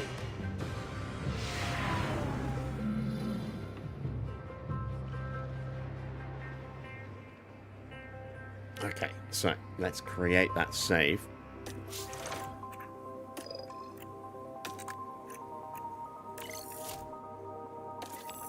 Okay, there we go. We'll leave that screen up for now. If actually, no, let's have a quick look. Is Ollie Behrman starting from the pit lane? Yes, he is. I thought he was. No other penalties.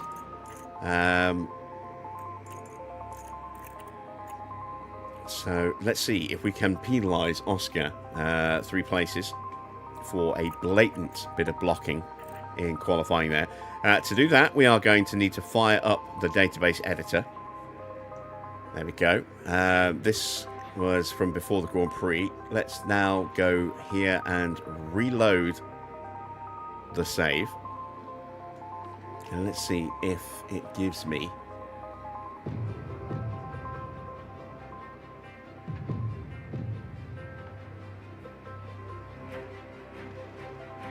qualifying results. It does. Can I edit? No, I can't. There's no edit option here, so we can't give him a penalty. There's no way, unfortunately. We can't drag and drop him down a few places, as you can see. There's no edit tool up here that you would get for a completed Grand Prix.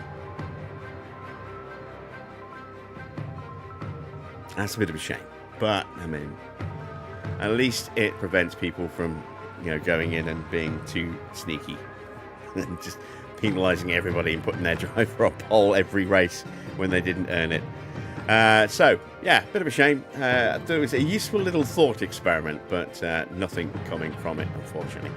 So let's take a look at the weather forecast. So it is 23 degrees. That is warmer than I thought it was going to be. Much warmer. Let's take a look at the track weather graph here. You can see pretty good. So the question now becomes 1 or 2. 1 or 2. I sound like an optician, don't I? Which is clearer? 1 or 2? 1 or 2? I mean, we can go in and we can make some major tweaks to this. So we could maybe start on the mediums and go to softs, but we could go very aggressive there, and then we can go a bit more aggressive with each of these sets of tyres.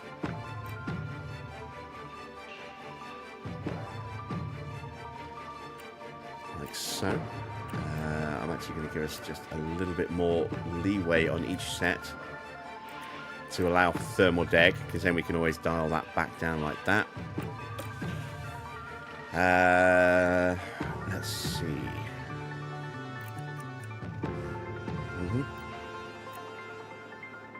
There you can see the difference between a one-stop softs to mediums against a mediums to hards.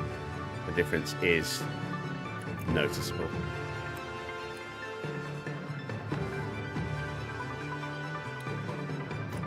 Another option is that we start on the softs,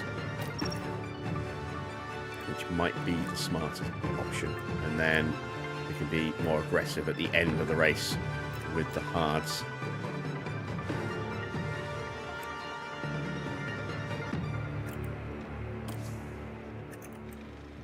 Yeah, we'll do that. We'll go soft, medium.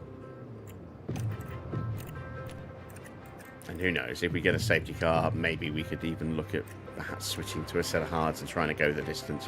But that's what we'll go for. Let's get in here and tweak this as well. So we want mediums here and softs here. We want to go aggressive, hyper aggressive. Let's bring that pit window back to there, and there we go.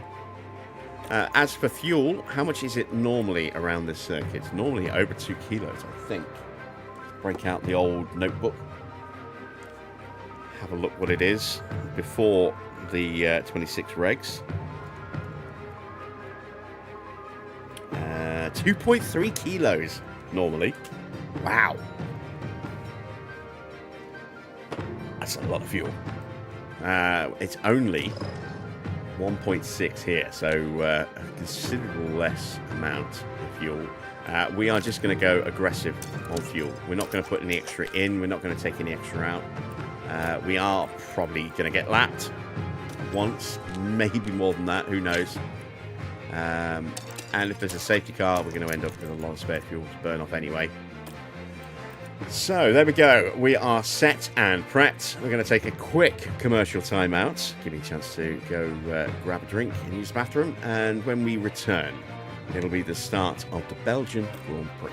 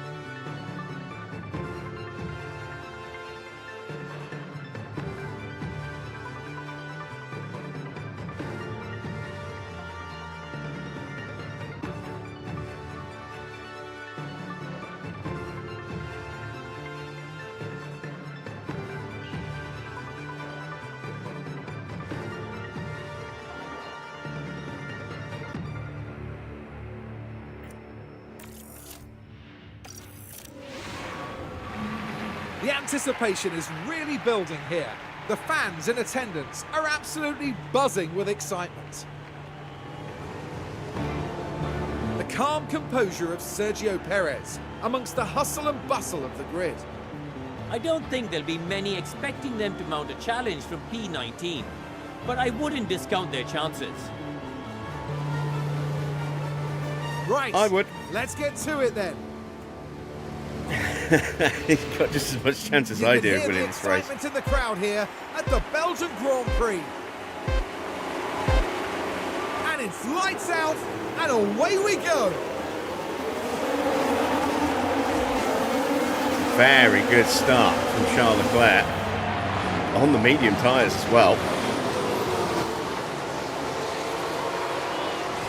Looks like everybody came through okay. Ricardo and Alonso switching places, it would seem.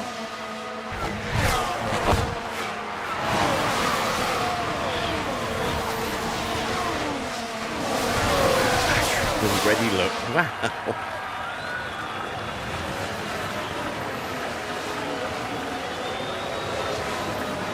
Alright. Yeah, we killed the batteries already. Let's go into top-up mode. Let's make sure that the tyres don't get too hot. Track temperature is 40 degrees. Let's keep an eye on it. Charge on, charge on. Yep. Honestly, I don't think we can do much more. Lots of battling ahead, anything's possible. 15th and 16th as a starting position here is actually really good. I don't know whether we'll stay here or not. Let's have a look. We've got Sainz, Hamilton, Antonelli and Leclerc on medium tyres. Leclerc, who got that great start, is already a second behind George Russell. George must have got past him when I wasn't paying too much attention, probably down the Camel straight into Les Combes. And he is going for it, look.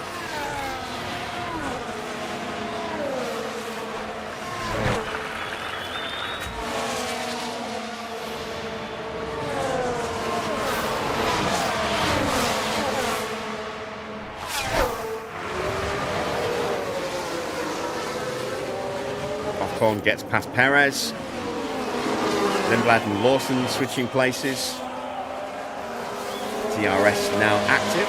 Well, overtake now active.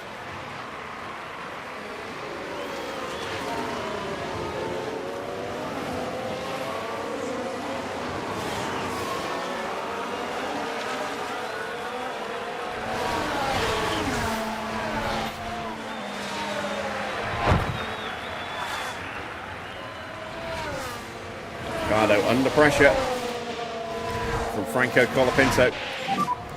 No more overtake. Understood. He's got battery that we don't. Are we braver on the brakes though? Yes, Copy. we are. Good lad, Daniel Ricciardo. Master of the late breakers indeed. Norris is up to 18th.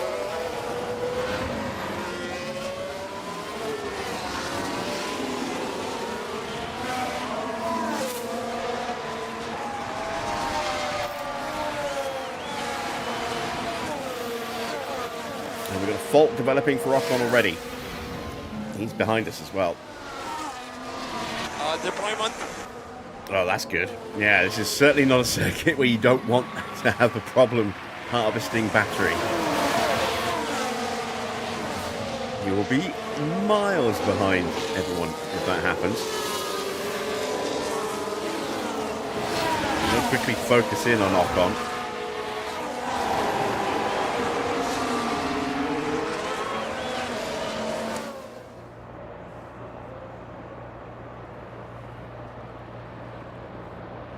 Oh wow! Look at Valtteri making the move on Norris,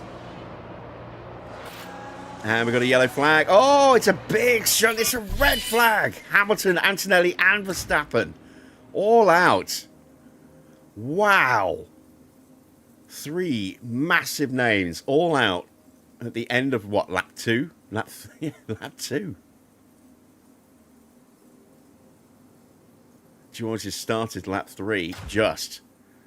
So, whew, yeah, that's huge. And we started on the softs, didn't we? If we'd started on the mediums, we could have gone soft from this point. But Red flag, red flag. as it is, everyone else is going to change their tyres Look at to the probably Mercedes. mediums. Oh, it was Max. He took everyone out. He locked up straight into Antonelli, They'll have to pick straight themselves into up Hamilton. after that. That's going to be a 10-second penalty for Max. And just think. like that, the hopes Well, of it the should be. team It won't start be. to dwindle. It might even be a penalty for Antonelli for hitting Hamilton. But it should be a 10-second penalty for Max. And now I need to think what we're going to do about strategy, because I suppose we stay the same.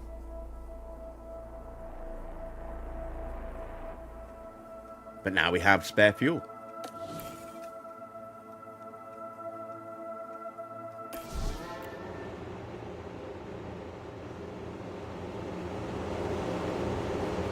Let's hope that the extra grip off the line will count for something. Deja vu here as the drivers Seeing once some again face soft the tyres, countdown.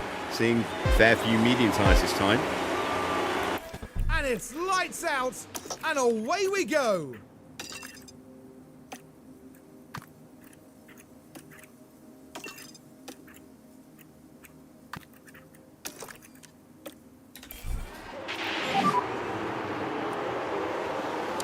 So, P12, P13.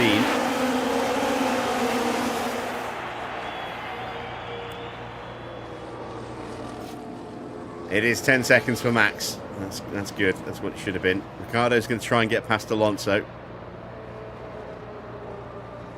Oh, man, I should have gone more aggressive with the options, shouldn't I, with the sponsor targets. I should have at least gone 18th with Alonso. We went 20th with both. At least, no matter what happens now, as long as we finish the Grand Prix, our drivers will both give us, half a mil each.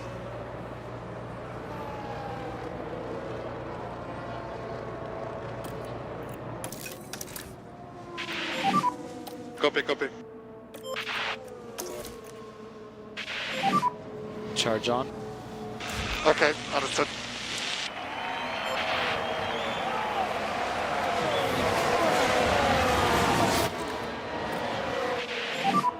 Plenty of K1 available when you need it. Okay.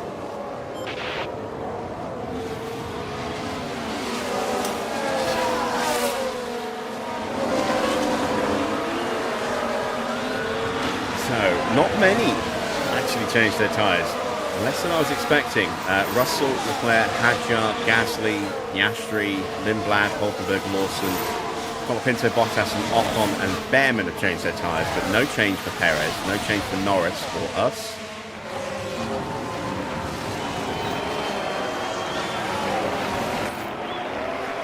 Going to move on. We've got another fault brewing.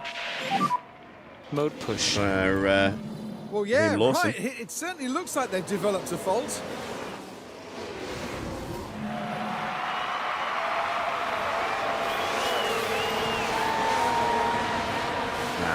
Alonso's going to get picked up by Norris here. Ah.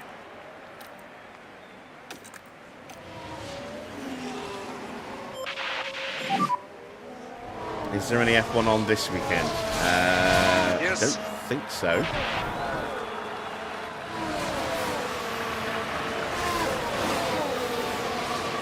It's a couple of weekends till the next race. I'm pretty sure it's a couple of weekends now. I think it's Austria next, isn't it? Let's recharge a bit. And there goes Norris. And yeah, that's kind of to be expected, I suppose. Leclerc has pushed this time and got ahead This of is my Russell. pace. Evening, Peter. Okay, let's make Next the most weekend, of it. thank you. Yeah, I thought it was next weekend, but wasn't 100% certain. Is it Austria we go to next?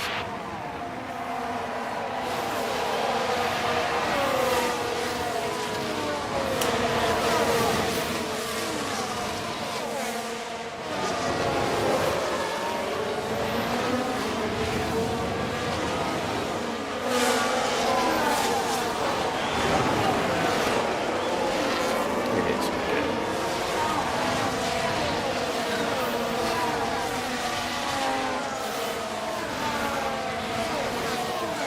Let's calm down the tyres a touch because they're We just creeping need up to to manage the a bit top of more. their temperature window. Colapinto gets past Alonso now. Yes, yep.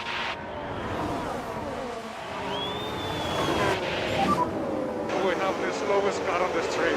Yeah, we do. We legitimately do. I think it's time for one of these, isn't it? GP2, engine. GP2. Ah!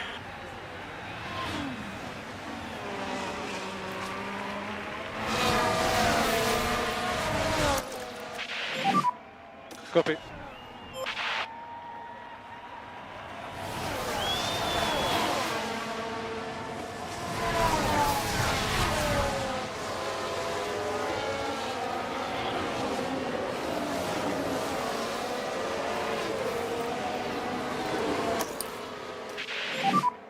Copy.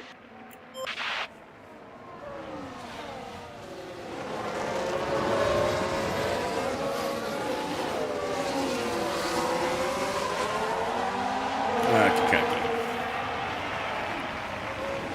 Falling away. Management is good. Okay, gotcha.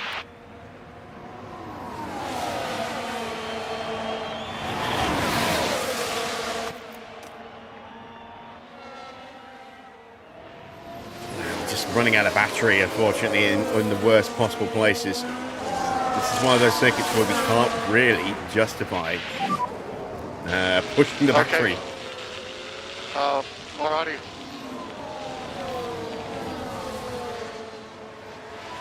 We will totally Let's see. catch them up, okay?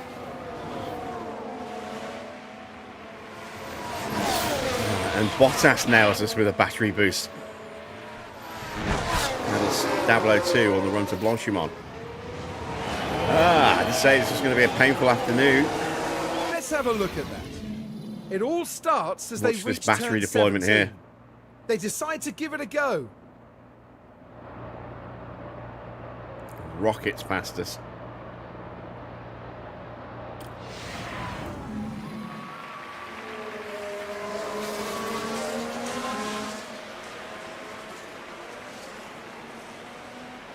Let's turn the fan up. It's getting a little bit toasty in here.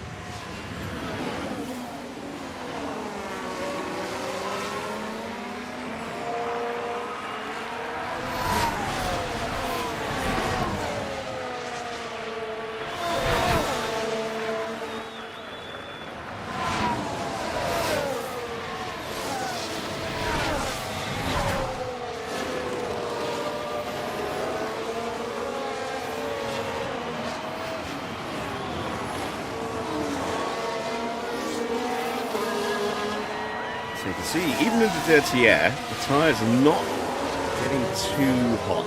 That's good.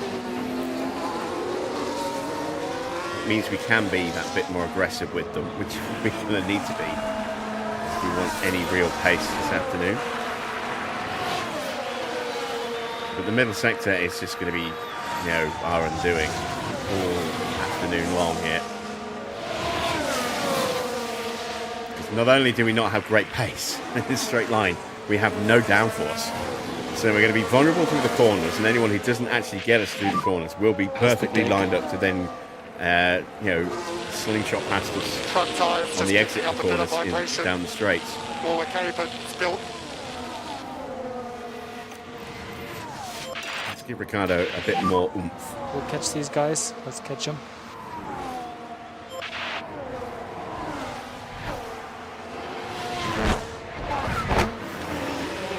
Trying to build up a little bit of a reserve of battery again. That's why I've not got the boost option activated.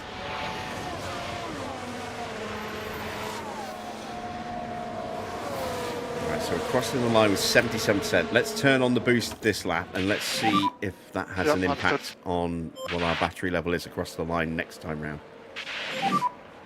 Yeah, difficult to get close, mate.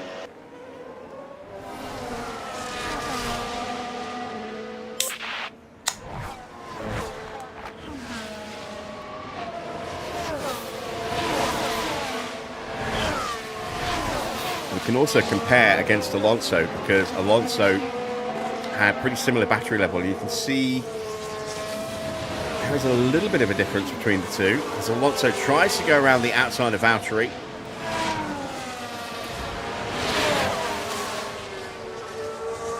And has to back out of it.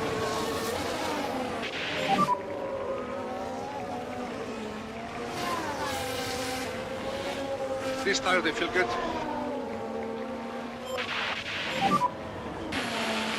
Yeah, mate. I don't have that pace. And now we're vulnerable to Ocon having a little look. We managed to shut him down. We're still close to Valtteri. Claire and Russell are in a league of their own right now. Albon's up into third place, but he's 8.5 seconds behind with Oscar right on his gearbox. Those two fighting is helping the front two to sprint away a bit.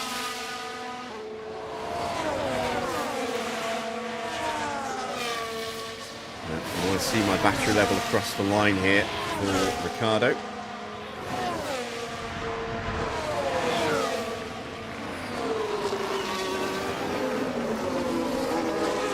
It's higher for both.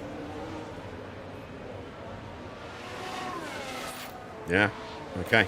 Let's turn the boost on for Alonso. He will actually probably use a little bit more this lap because he'll be trying to punch his way past Valtteri. We'll turn his tyres up as well.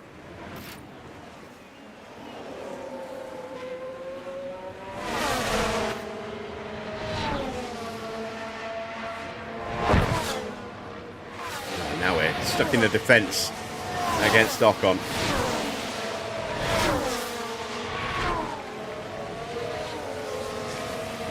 See, we drained our battery entirely, but we have broken away a little bit.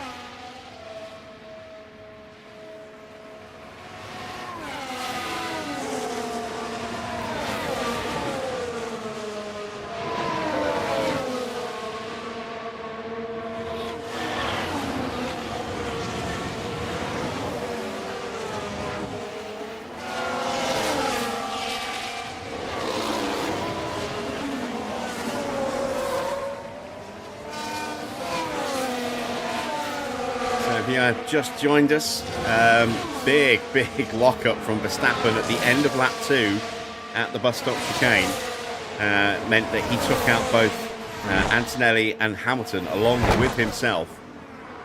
Brought out a straight red flag. The race was restarted. No safety car, no VSC, but 3 retirements already and 3 huge names as well. Allowing us to currently run in P14 and P16 as Russell makes the move on Charles Leclerc to retake the lead. Leclerc's going to try and fight him back through Les Combes. Copy. Into Malmedy. They're still side by side as we approach Rivage. Leclerc on the inside line now and completes the move through Speaker's Corner.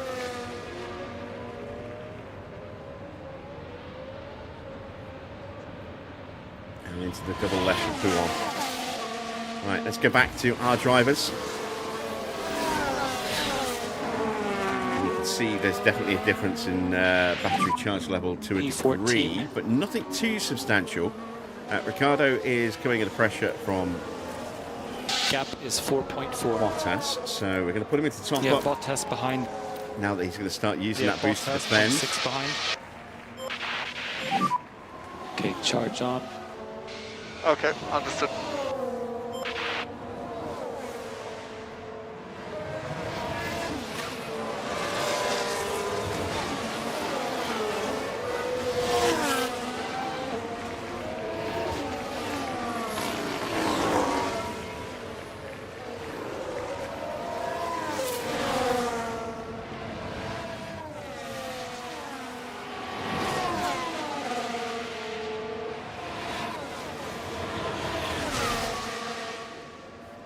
Here goes Valtteri.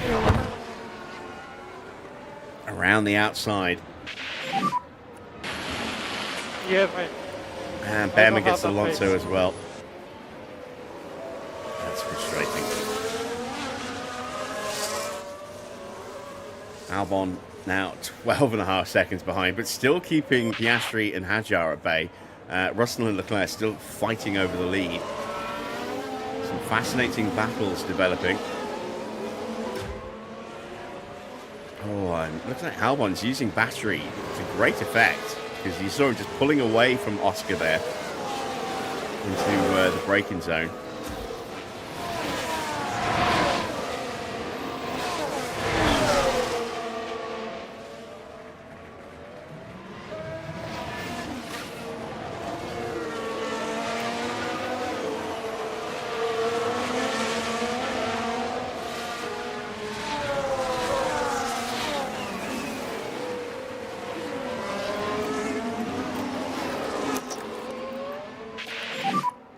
Mode push. Okay, understood. Try and be aggressive through the corners here. This may backfire spectacularly, but we'll see what we can do. Yeah, copy. Norris now up to P10 as he gets past Nico Hulkenberg. His recovery from another bad qualifying continues.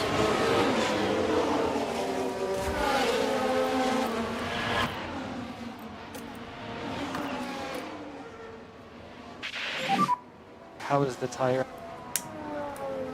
The last 2 laps, I got quite a lot of vibration, but not sure if it's tyre or brakes.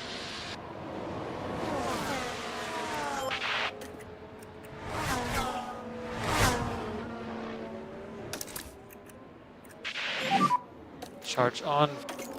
Okay, yep, understood now. Let's give it a go. Yep, understood.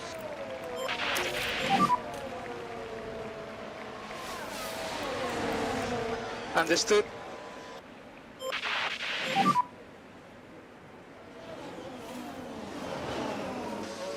Okay, copy. Tyre starting to overheat a little bit for Ricardo. Just cool Let's those look down after a this touch. tyre. He's going to have a run here, Understood. hopefully.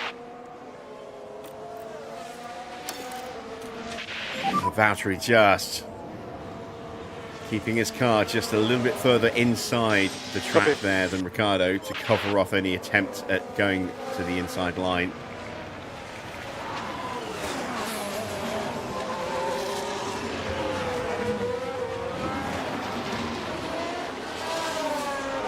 And another opportunity gone.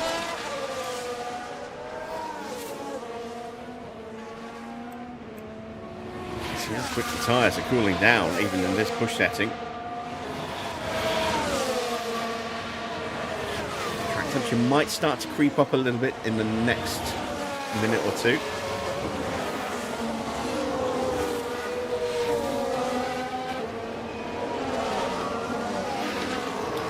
Just realised the camera's off.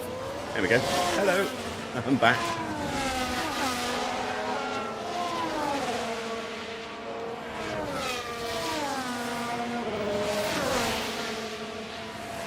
Excuse me. Piastri has got past. And he's pulling away. Let's take a look at lap times. He's on the more durable compound tyre now. So we should see him really start to pull away. Did a 152.3 last lap to a 155.0 for Albon, who's now going to come under pressure from Isaac Hadjar. And Russell has an issue. Here, check deployment.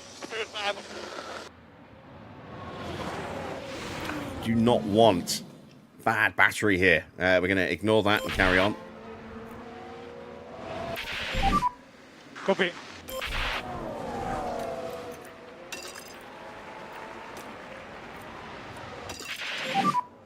Honestly, I don't think we can do much more. Bam, gets through. Now with the Haas. The opportunity begging to be taken. Oh, that's a straight battery overtake. Look at that. Rocketing through. But it does mean And he the might be Haas vulnerable completes the at the move. end of the Kemmel Straight. He might run out of battery at that point. We'll give Ricardo some boost. We'll give Alonso some boost as well. Plenty of K1 available when you need it. Okay.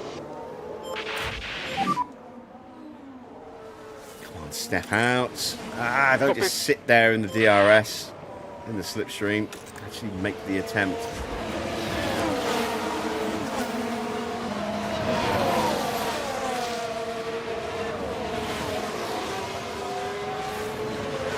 This is why I put them into aggressive, to encourage them to actually step out and make those overtakes.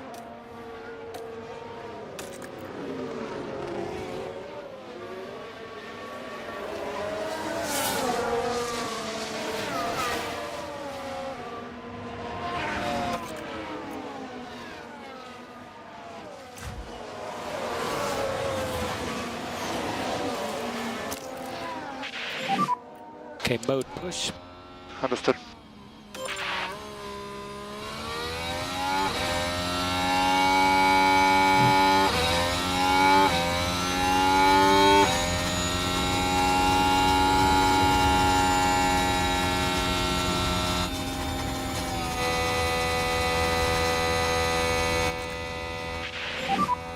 Let's use the free air. Understood.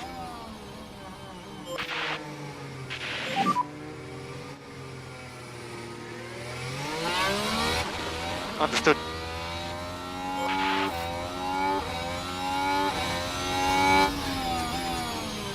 Perez into the pits.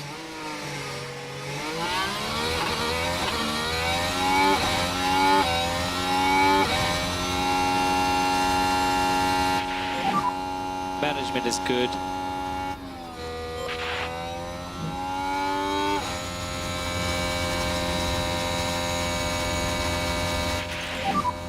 Around the All out of battery, DRS. hence the engine sounding very low, and we're only Understood. hitting 299 kilometers an hour. Ah, damn it. Charge on, charge on. Yep. We definitely need another engine upgrade. We are going to check at the end of this Grand Prix and see if we get one. I think the next one will be after Hungary in our mid-season break.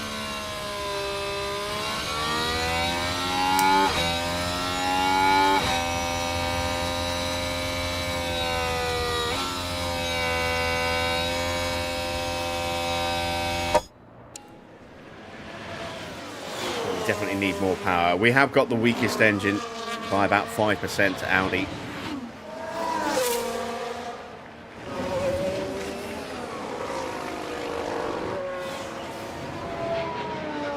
Albon slipping now. Hadjar's away and clear. Gasly's got through. You can see Sainz now starting to put some pressure on his teammate as well. Sainz on the more durable tyre. Neither Williams driver stopped. Well, I say stopped. Changed their tyres under the red flag.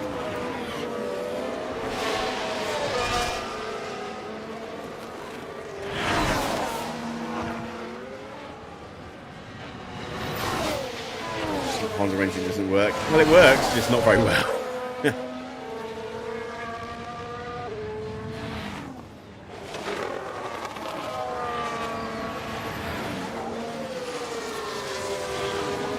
Norris is tearing into everybody in front of him, look. Looking to make up for a poor qualifying.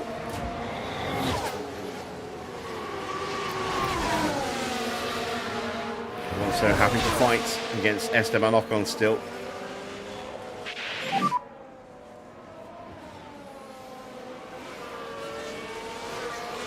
Yeah, copy.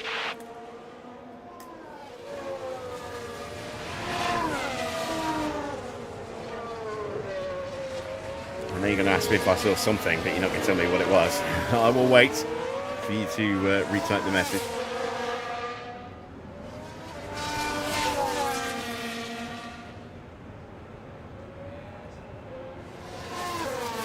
I do think Alonso could be going quicker if he didn't have to constantly defend here against Ocon.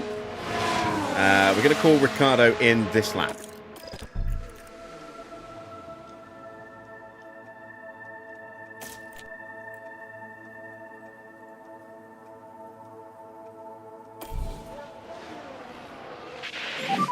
And we're going to go one more lap with Alonso. Box confirm.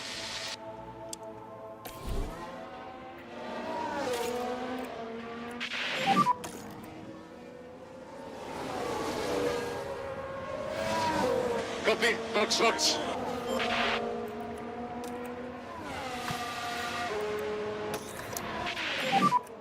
Oh, wow. Look at that acceleration Understood. out of the corner there for Esteban Ocon. Just blitzing his battery out of Stavolo.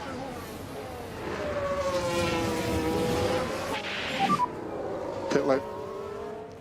Yes, I have seen that they are, very much a GP2 team right now in terms of pace. Honda will get on top of it. It's just a question of when they get on top of it.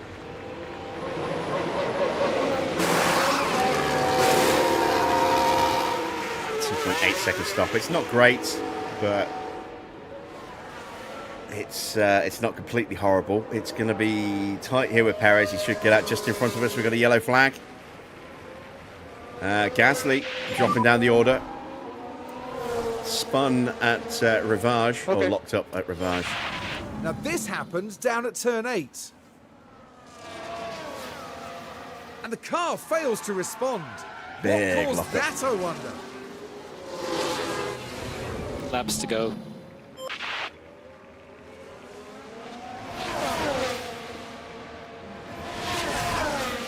Perez gets through on Ricciardo. We knew that was coming.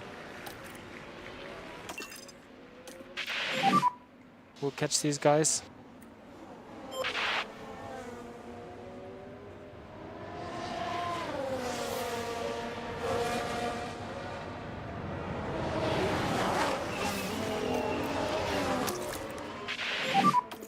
Charge on. Yep.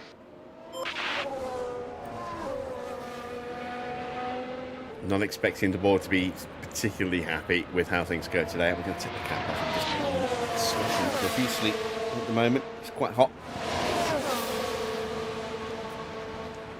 But it's now dark outside, so if I open the windows to get some fresh air, Bug City.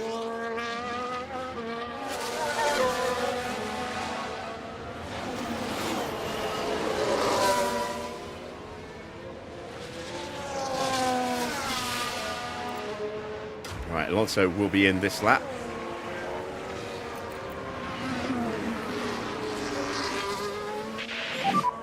Here he comes.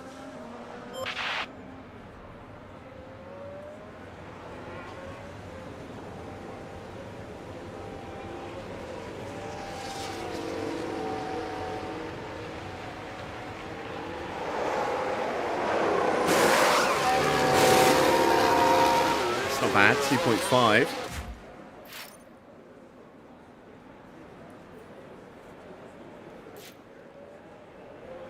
Tyres now in the window for Ricciardo.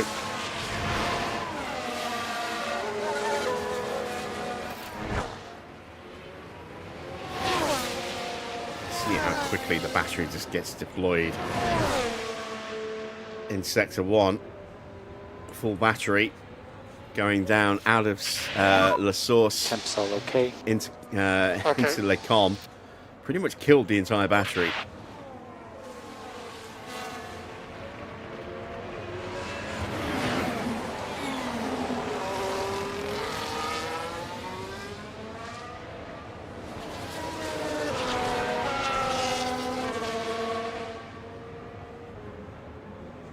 Now we can work to rebuild it though. We're going to try that same trick that people have been doing to us, and that's just dumping the battery at the beginning of sector 3.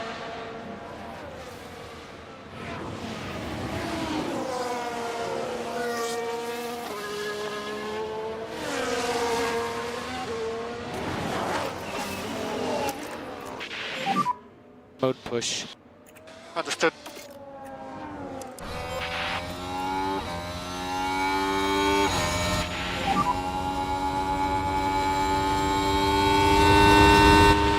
Okay, understood. See ya. Yep, understood. Okay, charge on, charge Right, on. Gasly's into the pits. Understood. So the medium tyres.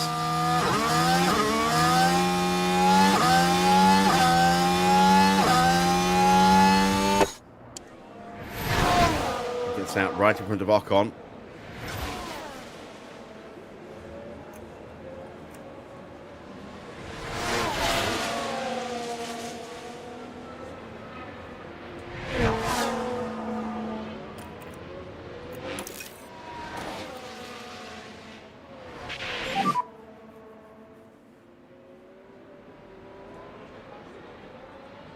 Understood.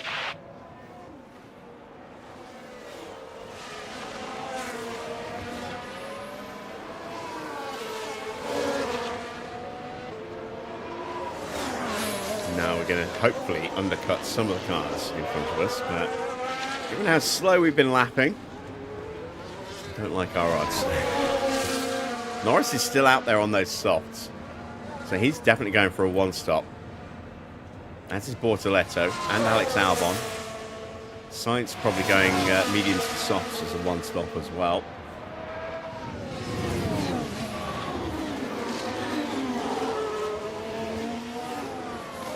Oh, there we go. Albon's in. So is Lindblad and so is Lawson. Double stop coming here for Racing Bulls.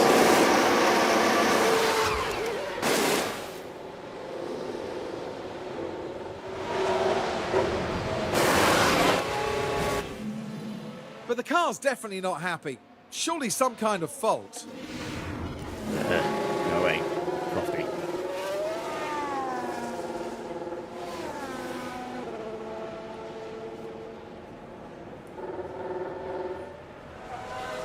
Right, so Alonso in clean air, without battery deployment, just regular use, was 3.3 seconds quicker than Ricciardo. That's how much we're losing out because we're having to defend against Perez.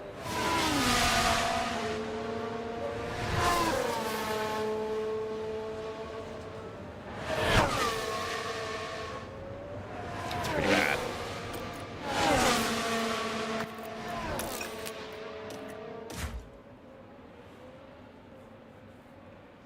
Problem for Lawson. But it looks like they're carrying some kind of fault.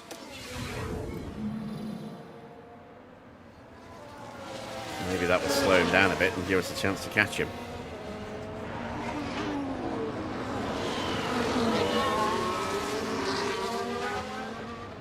look at that. Alonso is now on the back of them as Charles Leclerc boxes. Tyre change was quick, but the problem with Jax, you finally get him going, and he's lost some valuable seconds there.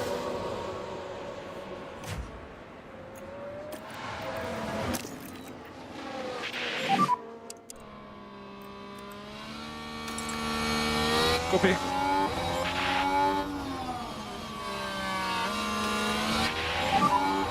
Copy.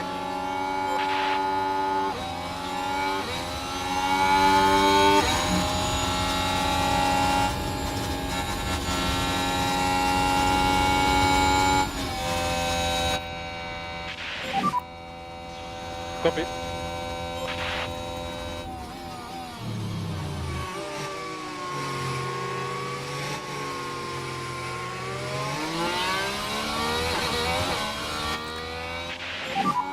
Copy.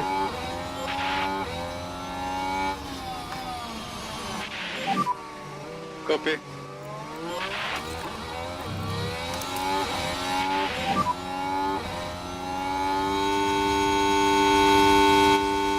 Okay.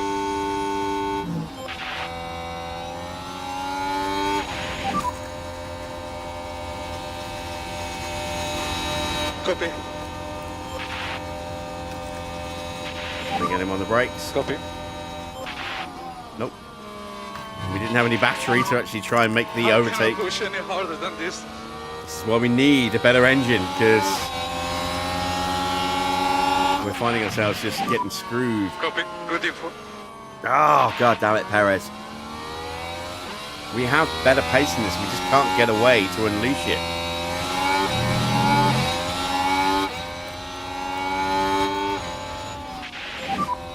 Copy. Don't back out of it, don't back Yeah, out of it. okay. Oh! I cannot pass.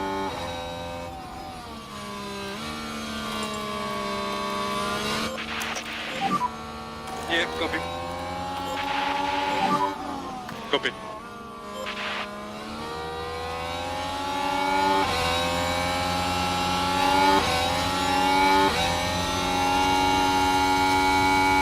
No, and he uses his battery to break away from us, look.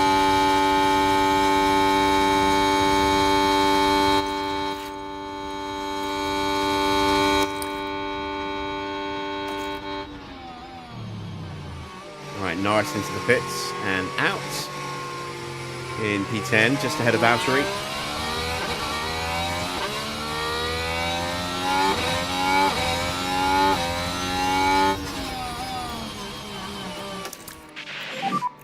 Copy.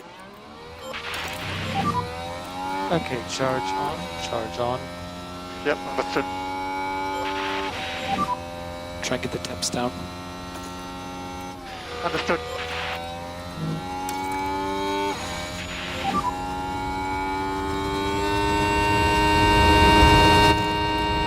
Copy. Copy.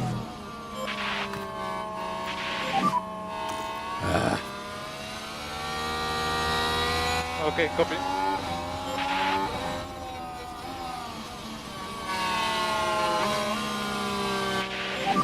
It's just Come on, no come way through. Oh, Norris has already passed Behrman. That didn't take long. The car is so badly exposed here. I'm dreading Monza. Without some serious upgrades for Monza, and I just don't think we can get any kind of real extra performance there. We're going to be in trouble at that circuit with these battery regs.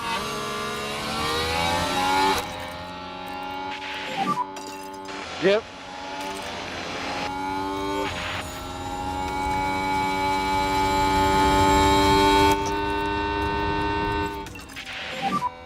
Let's use that K1. Okay.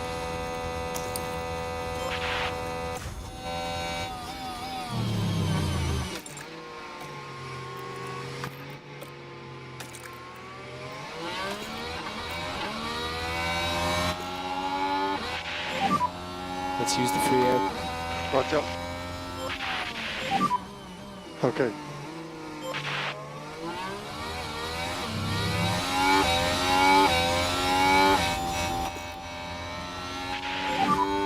Okay, understood.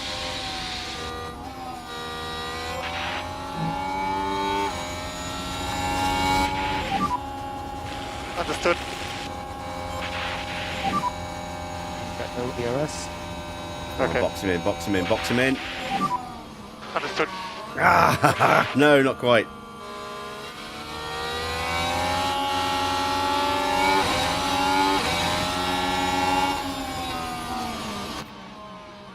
Ah, damn you, Checo. Okay,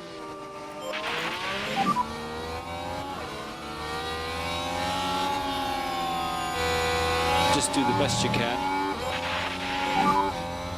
okay. Okay, understood. Okay, charge on, charge on. Oh, Okay, understood. this is very frustrating, yes.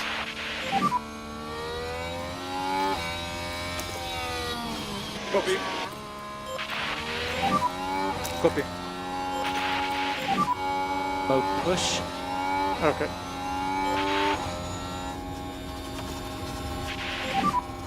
Okay, understood.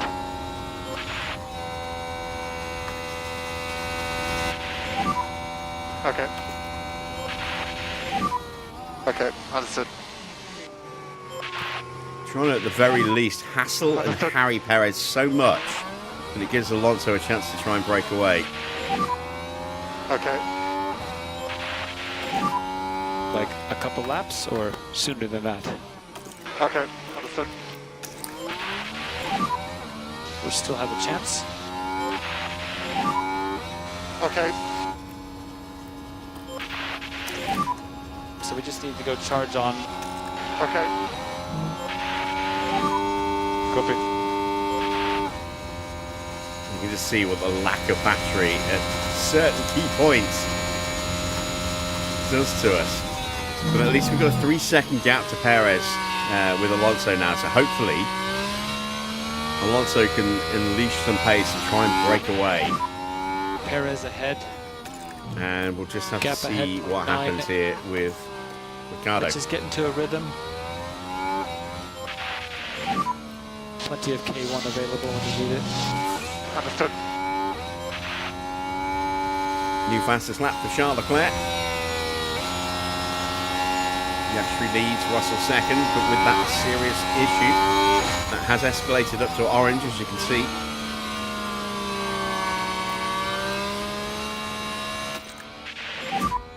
How are the tires? How are the tires?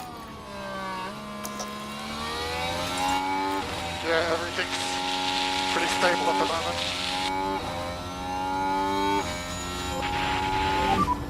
Plenty of K1 available when you need it. Understood. Okay.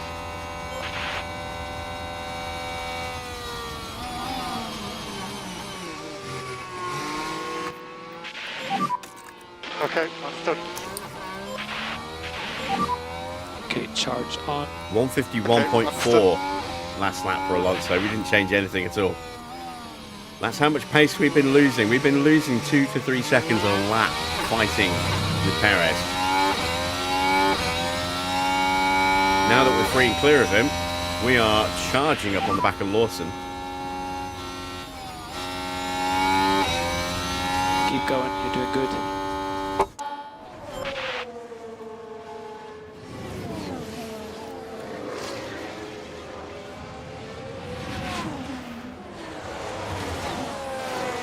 Let's turn our attention to Fernando. And Oscar's in, and so is George. Leclerc will retake the lead. There he is. Soft tyres going on.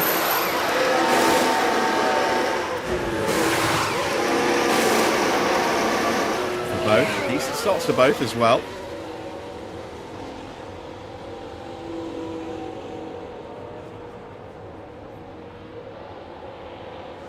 Hadjar up into second place. Seitz and Hulkenberg both stopping as well.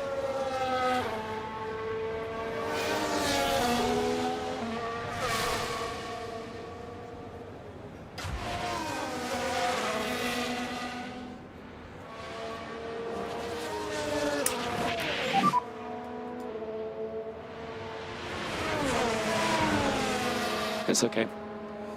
And now Ocon as well. We might actually be able to get ahead of Ocon. I hope we can get ahead of Ocon. Because we've got another stop to come yet. And the last thing I want is to be stuck behind him.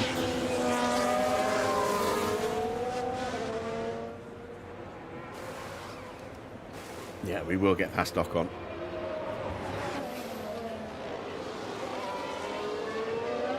Might not stay ahead of him for very long, but we will get ahead of him.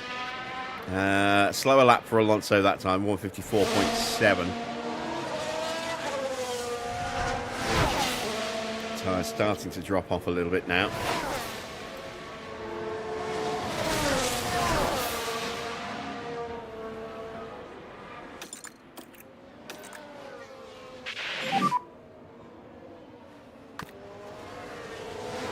Just letting Perez know I'm there.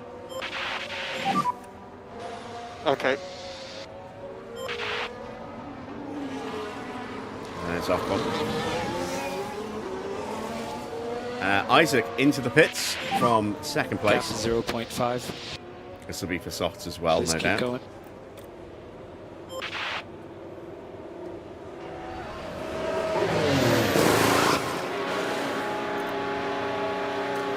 That's a bad stop. And I'm actually going Okay, to call charge on. Danny Ricciardo in early. Try and get past Perez in the pits. Box now, box now. Box confirmed.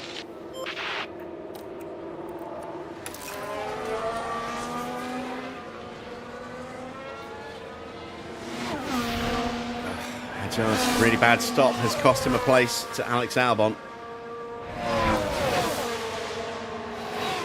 Oh shit, I'm ahead. I got ahead of him. All right, let's stretch this out another lap then. Box now, box now. Okay. Box confirmed. Charge on. Roger. We did that with Harvest on, so maybe by not deploying all of our battery in the usual way, we actually Let's had go a little charge bit on, extra in please. reserve to make the overtake that Understood. we needed. Also back to a 152.6 on that last lap.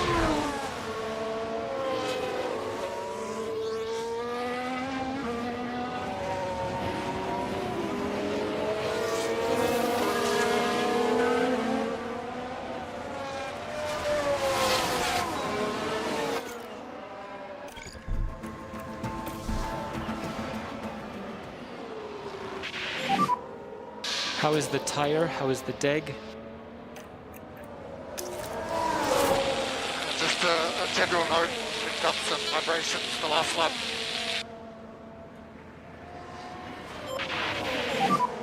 Charge on. Okay. Everything, Adrian?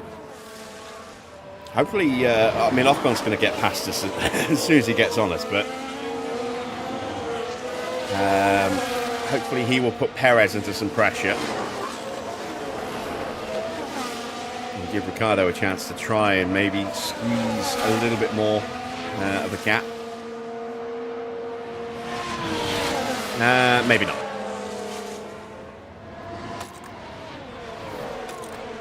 Oh god, there goes Ocon as well. Here comes Valtteri. Okay. Alrighty. Let's stick to the plan. Let's box him. Oh boy.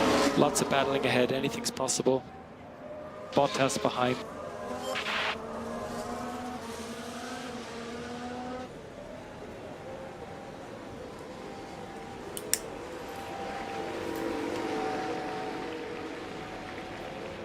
Another 152 lap for Alonso. 2.5, that's better than the 2.8 that we had, but still not probably quick enough.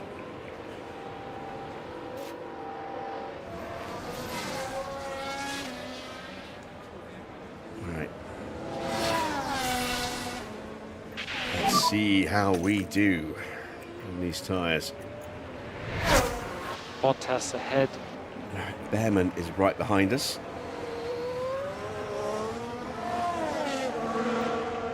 We're closing right in on Lawson. And now that we have some company, our pace might start to suffer again. I'm going to go for a battery dump and see if we can clear Lawson before we get attacked. Okay.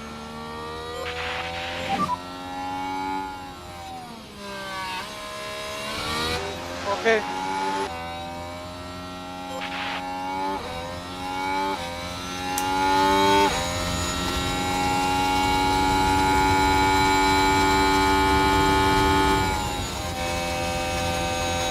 The answer is no.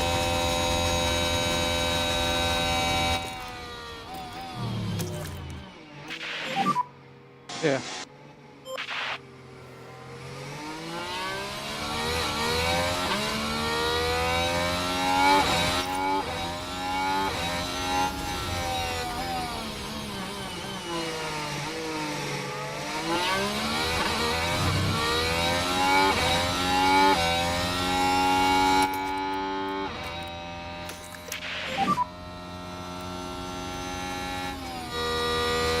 Copy.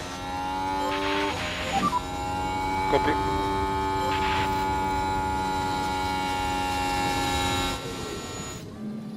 And as far as we can tell, they've got a fault with the car. Thank you, Crofty. Where would we be without you? Here comes Behrman around the outside of us. Can we hold him back? Oh, he switched to the inside. And yeah, he's just got too much pace on those better tyres than us. Yeah, struggling.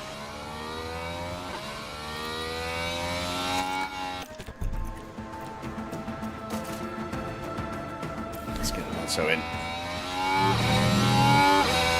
We may well finish at the back here. I'm not sure who else still needs to stop. Let's try and pick the puzzle apart a bit if we can, shall we? Copy box. Copy.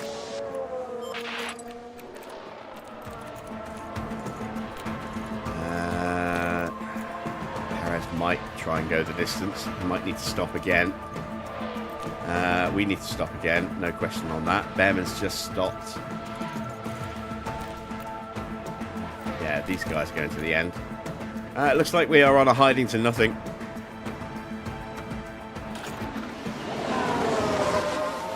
What's Danny Rick like? Competent, but not spectacular. I mean, he's getting, you know, he's officially retired by this point. So, yeah, I mean, he'll do a decent enough job, but he won't be anything special.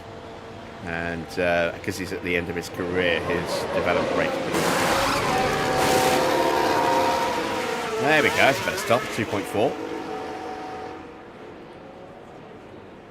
I mean, if you're looking just for creating your own team and you want a competent veteran driver to help with car development, then yeah, he's definitely a solid shout. Or if you want him to help with commercial work, because his commercial rating is really good as well. But in terms of a competitive race seat, you know, one of the weaker drivers on the grid. Not the weakest by far, but you know, not really that strong either. Because no room to really grow. He's only going to go down in stats.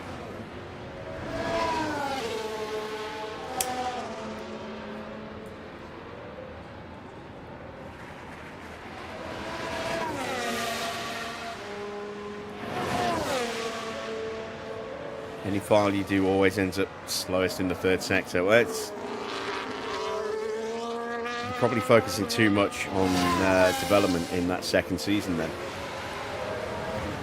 Because you always get that big rules reset at the end of season 2, ready for the 26th regs.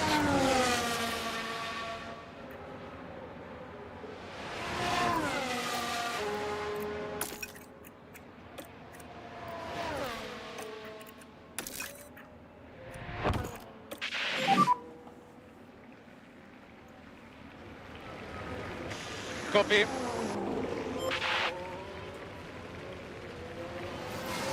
Right, so if Perez does have to stop again, he will come out behind us. Copy. If he doesn't have to stop again, we will have the pace to catch him, and then we've got to try and muscle our way through, but we'll be on much fresher tyres. So hopefully we should be able to do that. Then it's a case of trying to break away from him. You do 3 researches on everything, and you still don't... Yeah, you've got to do more than that. When you get a big rules reset like that, you basically... You want to... at the start of the season, at the start of Season 2, you want to spend that first ATR period on a big development upgrade. And then you want to hold the second ATR until the rules regulation vote. And then as soon as that vote goes through, you'll have a couple of weeks to use that ATR before it ends. And you want to dump that straight into research. And you want to try and put an ATR into at least one ATR into four of the parts, and maybe double up an ATR on the part that's going to get really hammered. With the 5th one that you'll have available, because you get 6 in total. And the first one ends before you know what's going to happen the following year. And then you want to do as much smaller research to try and just boost things up a bit in the background as well. You want to be mainly basically just doing 1 development upgrade a month and 3 research when you get a big rules reset like that. So that you're still making some progress on the car, but you're also really heavily investing ready for the following season.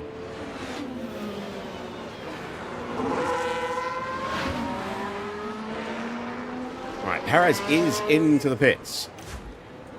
So he will come out behind Ricciardo. Thank God. Oh, hello, yellow flag. Lots of crashes. Danny. No, it's not Danny. There's some debris. Sainz. Now we should be able to take a look here. Sainz involved Now here. we're watching Carlos And Sainz Nico here. Hulkenberg. Pushing a bit too hard at this point. And, that's obviously far from Clattering intentional. wheels there. But there was contact. That will have knocked their confidence, I'm sure.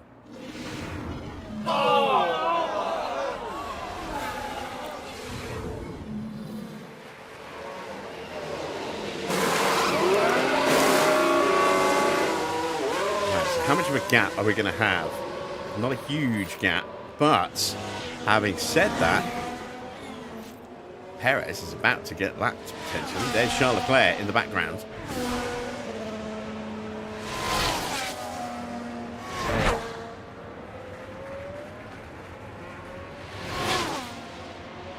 Racing instant. No penalties given.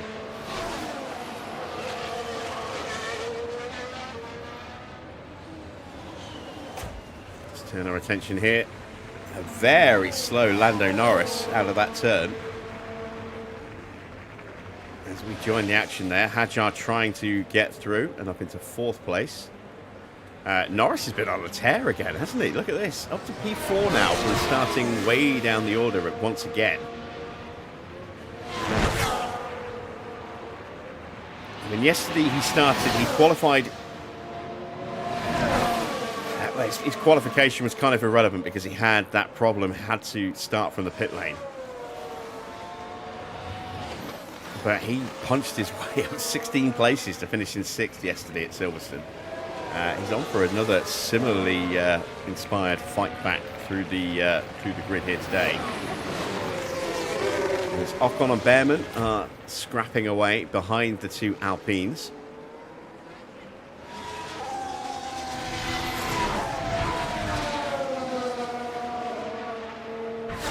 We have a 6-second gap to Perez. Let's see how quickly he starts to try and close us in.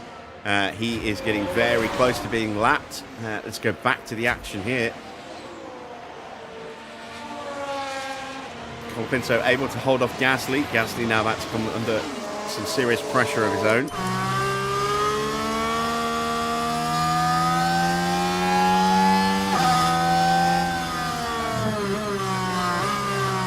Oh, Ocon dives up the inside of Gasly there.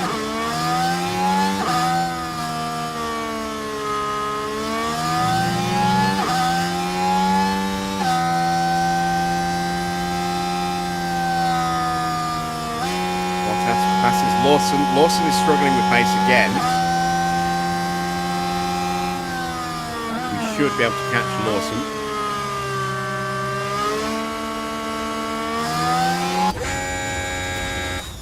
There goes Leclerc past Sergio Perez.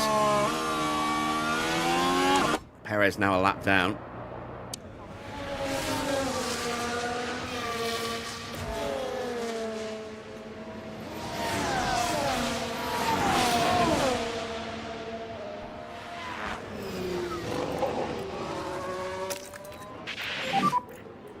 Copy. Mode push. Yeah, understood. Hadjar gets ahead of Norris.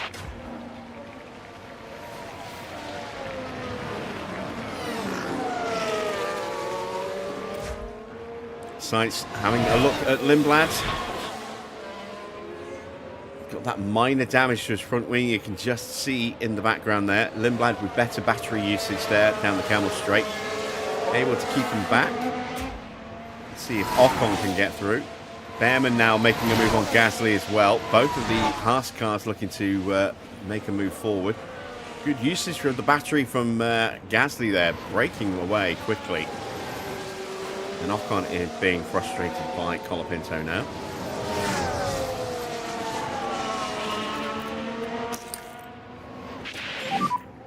Copy.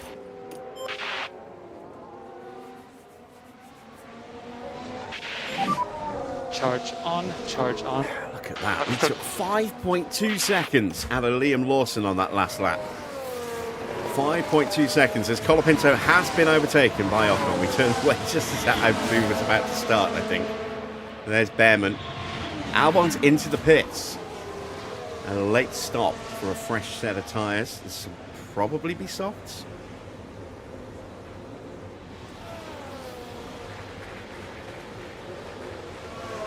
It is soft.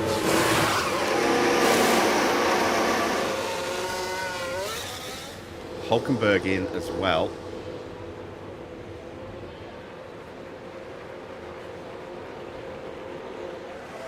I wonder if he's trying to cover off Ocon here. He's going to come out behind him, I think. Bortoletto is about to come through. Ocon's not too far behind. Oh, he's got to change his wing. Oh, yeah, he will come out behind that.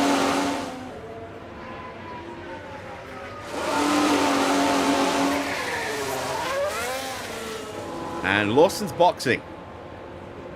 So we won't even need to overtake him on track. It'll just happen here in the pit lane. That'll get us back up to 16th and 17th. As Hulkenberg comes out behind Ollie Behrman. There we see him going into the pits. Here comes Daniel Ricciardo. This will be a little tighter than I'd like. But we should be good. We'll take the Tyres are longer looking route good. through La Source. Gotcha. And there we go, we're out, and Lawson's immediately gets blue flagged. And that's actually worked out quite nicely for us now, because Perez and Lawson will start fighting, and hopefully that will drop them away from Charles Leclerc, and they won't get that pull down the back straight. Okay, understood. We'll see. We'll keep an eye on that. So, Valtteri in front of us. He is lapping pretty good. Hulkenberg's just put fresh tyres on, so his pace is going to pick up. Behrman's been on his tyres for a little while, but should still be quicker than us. Gasly slips down. At the front, Charles Leclerc is absolutely running away with this. He is 14.5 seconds clear of Piastri. Piastri himself is 17.5 seconds clear of Russell. Once again, Russell having some kind of issues and really hurting his pace. Might not even make the podium at this rate. Hadjar and Norris are closing him down.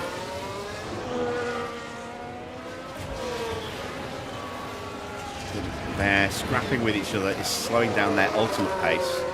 They could be going about a second a lap faster if they were in clean air. Lawson and Perez in a fight. Perez has got through. I think Ricciardo is about to be lapped.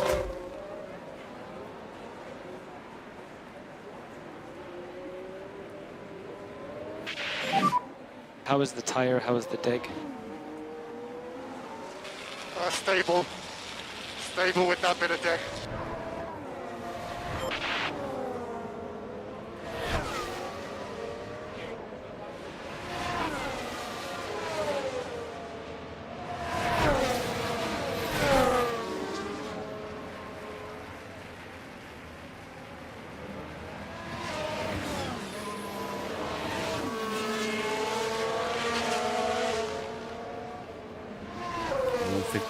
Last time round for Bottas. We might yet catch him. I mean, that would be great because once again it would be us finishing ahead of the Cadillacs. Okay, we have the blue for Ricciardo.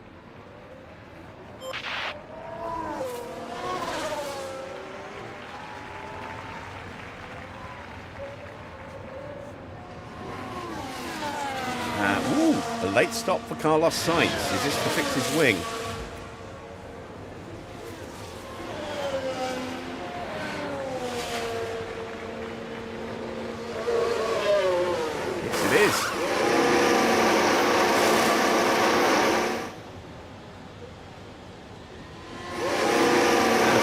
As well. Hulkenberg's car gets a little bit worse. But there! Oh dear, that's not what they need right now. I'm still not allowed to know what that issue is. But it's getting a bit more serious now. Speaking of Hulkenberg, there he is.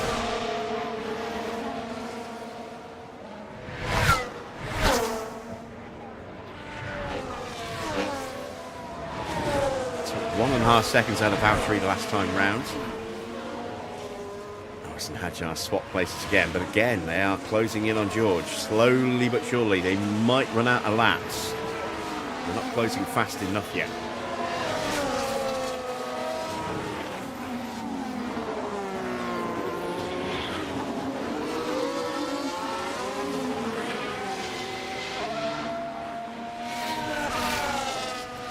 So with Ricciardo a lap down, we can now push the fuel. We'll go to high fuel now. 1.6 kilos for a lap of fuel here. So we've got plenty to play about with here. We can afford to burn off about 2 kilos. We've got a yellow flag. Not sure who's had... Oh, there we go. There's the spin. Yellow through there. It's Esteban Ocon. And is that going to drop him back towards us?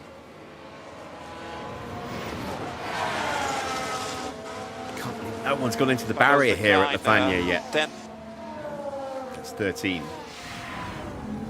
Not And 10. clearly then, not what everyone in the garage would have wanted to see. There is Ocon, just ahead of Valtteri, so we might not catch him. Does have that minor issue as well, which seems to be affecting his complete and total pace.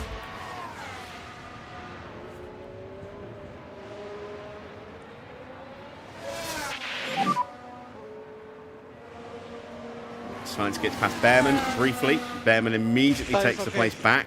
Oh, Gasly's in the pits. We will jump him.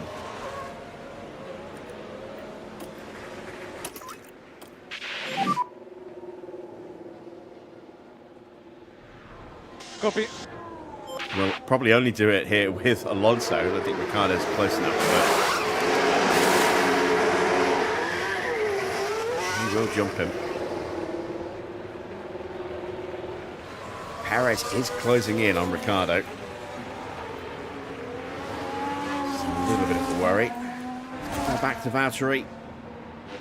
Again, took 0.8 of a second out of Bottas. We've got 5 laps to go at the end of this one. So there's George. No, wait. There's Leclerc. There's where we are with Alonso. So we've got 6.5 laps to go with Alonso. Oh, Leclerc develops an issue. I mean, he's comfortably far enough ahead. Shouldn't kill his race.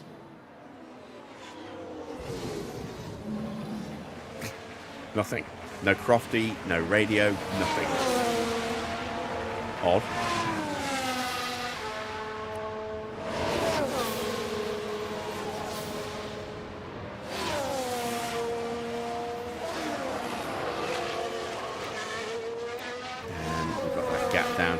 2.5 seconds. There he is. We can see him.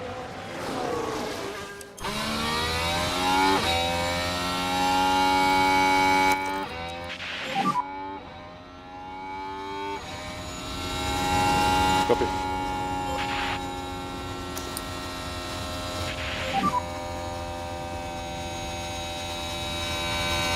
Yeah.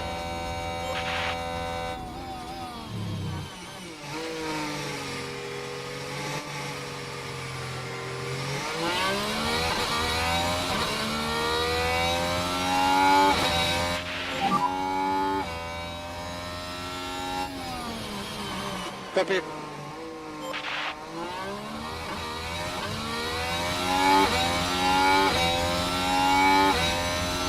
Ocon in the pits as well. And Ricardo will get through. Or will he? Oh, it's tight. It's very tight.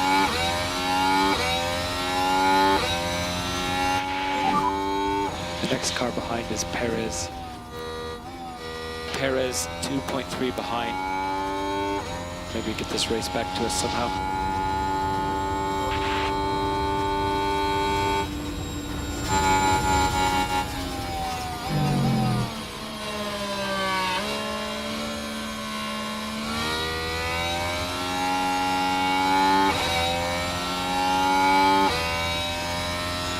I don't think we're going to get him.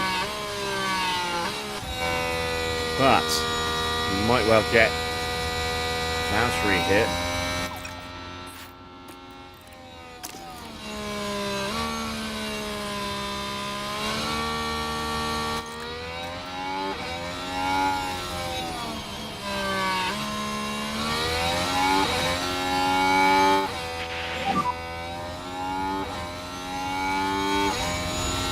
Copy. Copy.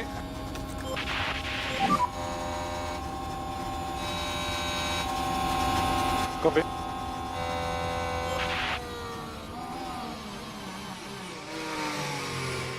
Long side. Have we got enough battery to break him here?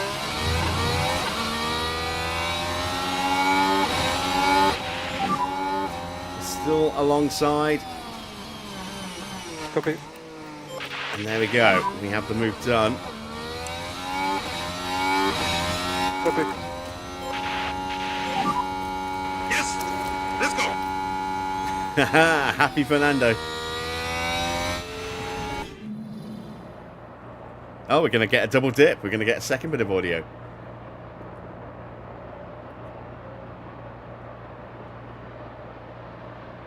Let's go.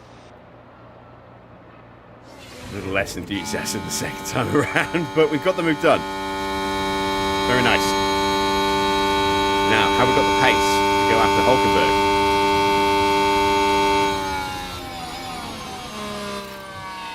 Or is he just a step too far ahead?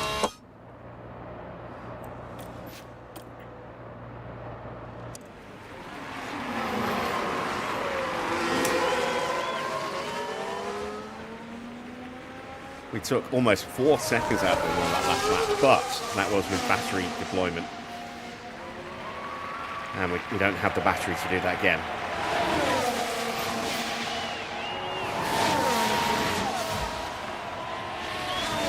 And Perez is right on me. He's caught me. Perez behind. Gap 0.5. We'll get back in this fight. Mode push. Yep.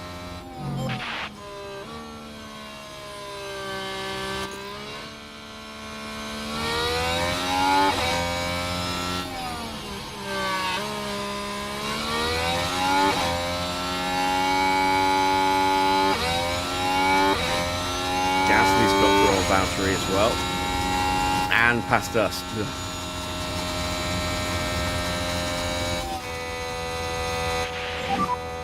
Wow. He's left us for dead. I mean, he's on much better tyres than we are.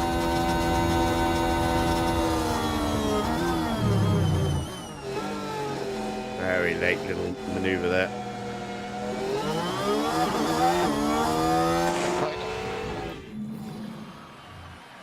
Cheeky bugger.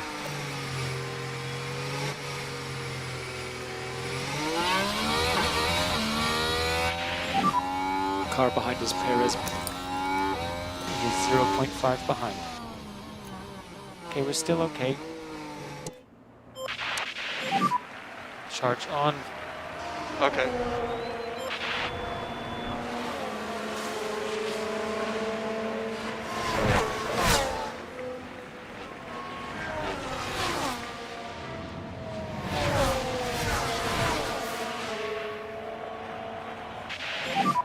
Here, P17. Well, we nearly had a cheeky look, and that might cost us here against Perez. Perez is behind now. 0.5 behind. Perez has to back out of it. How are the tires holding up? Any issues with Well, it? there's 3 laps to go. We're right behind the race leader. And sooner or later, Piastri's going to start to appear in the background. There he is. There's Piastri. You'll have Perez. We have not behind you. been able to do what I was hoping we'd do, and that's go after Hulkenberg.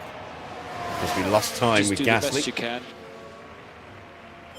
and fell back into Valtteri's clutches. Yeah, okay.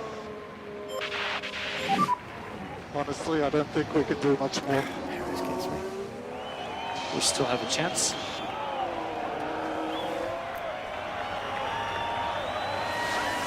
He's 3 seconds behind.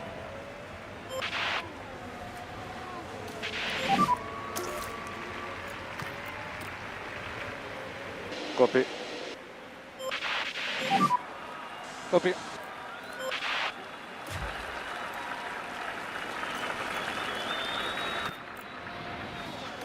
I've got Lawson right there.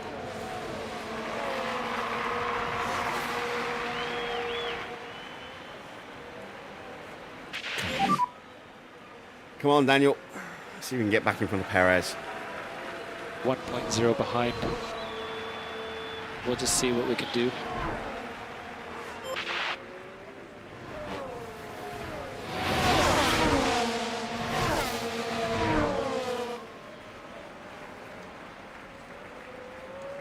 Perez going to try and muscle his way through. Has to back out of it. Might leave himself open for a little cheeky look here from Ricciardo. No, Ricciardo has to back out of it. Now Lawson's having a look. Yeah, it's just a knock-on concertina effect, isn't it? Russell off the podium. And now down to 5th place as Hadjar rolls on through. It's going to be safe from Albon. Albon's too far back. So it's another disappointing Grand Prix weekend for him. No problem. Gasly's got through past Hulkenberg. Copy. We are closing that gap back down again.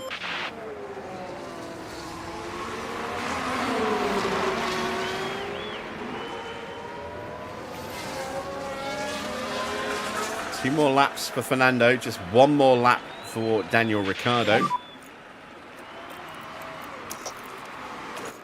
Copy. Mode push. Okay, understood. There's a sneaky look from Lawson there. Let's use the free air. Okay.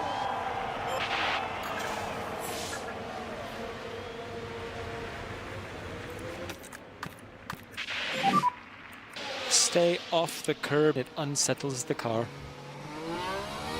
Okay.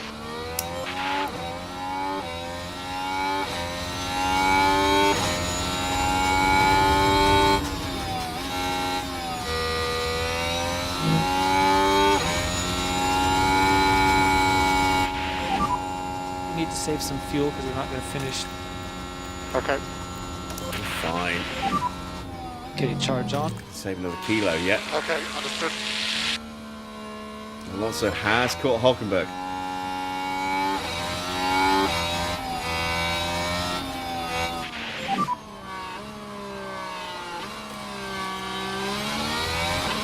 Keep digging.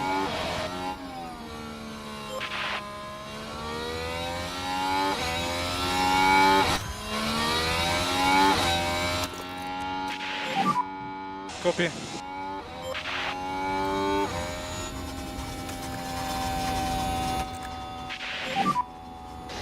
Copy.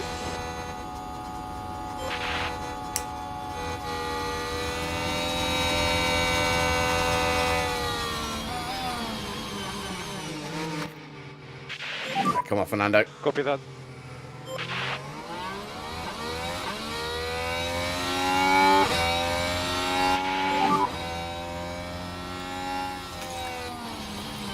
Okay.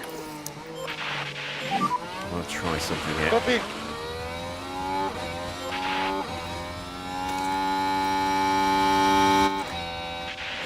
He's driving defensively. You can see by the line he's taking.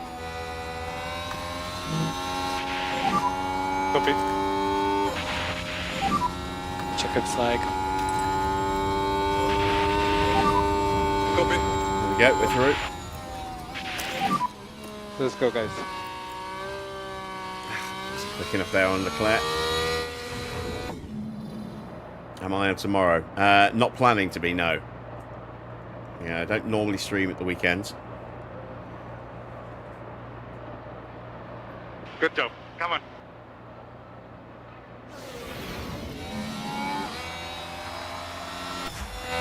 Ricardo's finished. We couldn't get back past Perez in the end. They're struggling a little bit.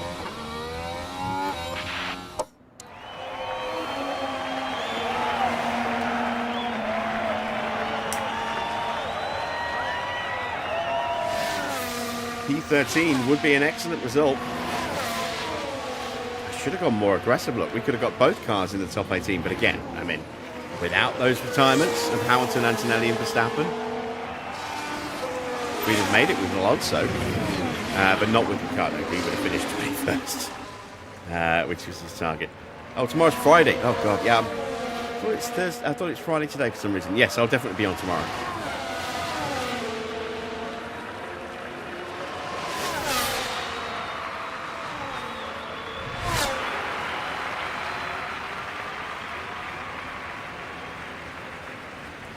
Go. We bring it home in P13. And in the end, we were... What? 11 and a half seconds away from points. It's not too bad, all things considered, around this circuit. And that's another race done for Fernando Alonso. And with a 13th place finish, that sadly means there's no points to be claimed. Yeah, no points, but we're Out making onto progress. The podium steps Charles Leclerc, the driver from Monaco, really deserving of that top 3 spot. If we'd had a good safety car, we might have done That something gives there. them their first win of the season, and it was really well deserved. And No there you have Mercedes it, on the front a row. smiling On the podium. lineup at the Belgian No Grand Prix. Kimi, no George. Where did Kimi finish in the end? Didn't see. We'll find out in a second.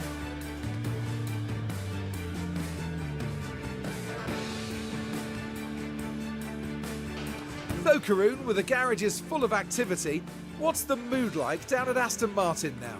Pretty good. It was a strangely mixed weekend for them.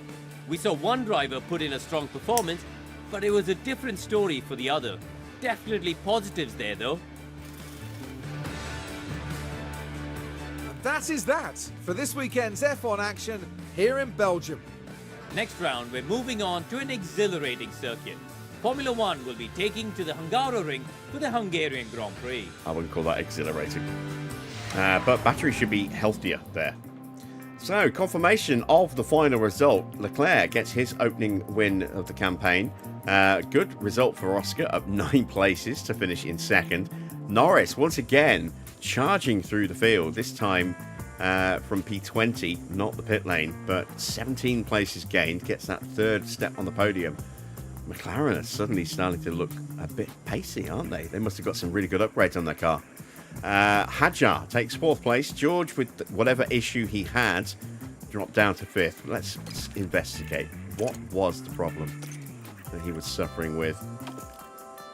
Battery. Yeah, battery at a circuit like this, yeah, it's going to kill your pace.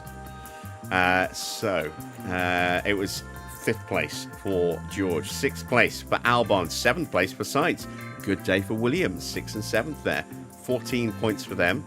Bortoletto 8th. 9th for Arvid Lindblad. 10th for Colapinto. Oh, Antonelli. No, yeah, Antonelli was taken out, wasn't he? He was one of the victims of Max's lockup. 11th for Ollie Behrman, starting from the pit lane. Gets up to 11th, just missing out on points by less than 0.4 of a second in the end. Gasly in 12th. 13th place for Fernando Alonso. 14th for Hulkenberg. 15th for Bottas. 16th for Ocon. 17th for Perez. 18th for Ricciardo. Couldn't quite beat the other Cadillac as well. And then 19th for Lawson, who did not have the greatest weekend. And then 3 retirements. At the end of lap 2, a lockup from Max Verstappen, torpedoing it into Antonelli, who then got slammed into the back of Lewis Hamilton's car. All 3 of them retiring, and a red flag forcing a complete restart there. Let's see what's happened to the drivers' standings. George still top, and with no points for Antonelli, he actually stretches his lead by 10 points. So that gap is now 70 points. Antonelli staying on 162. Piastri's 2nd place gets him up to 138 points now. 133 points for Leclerc, thanks to his win. He leapfrogs Lando Norris, who's on 131. 107 points for Max again. No points for him this weekend.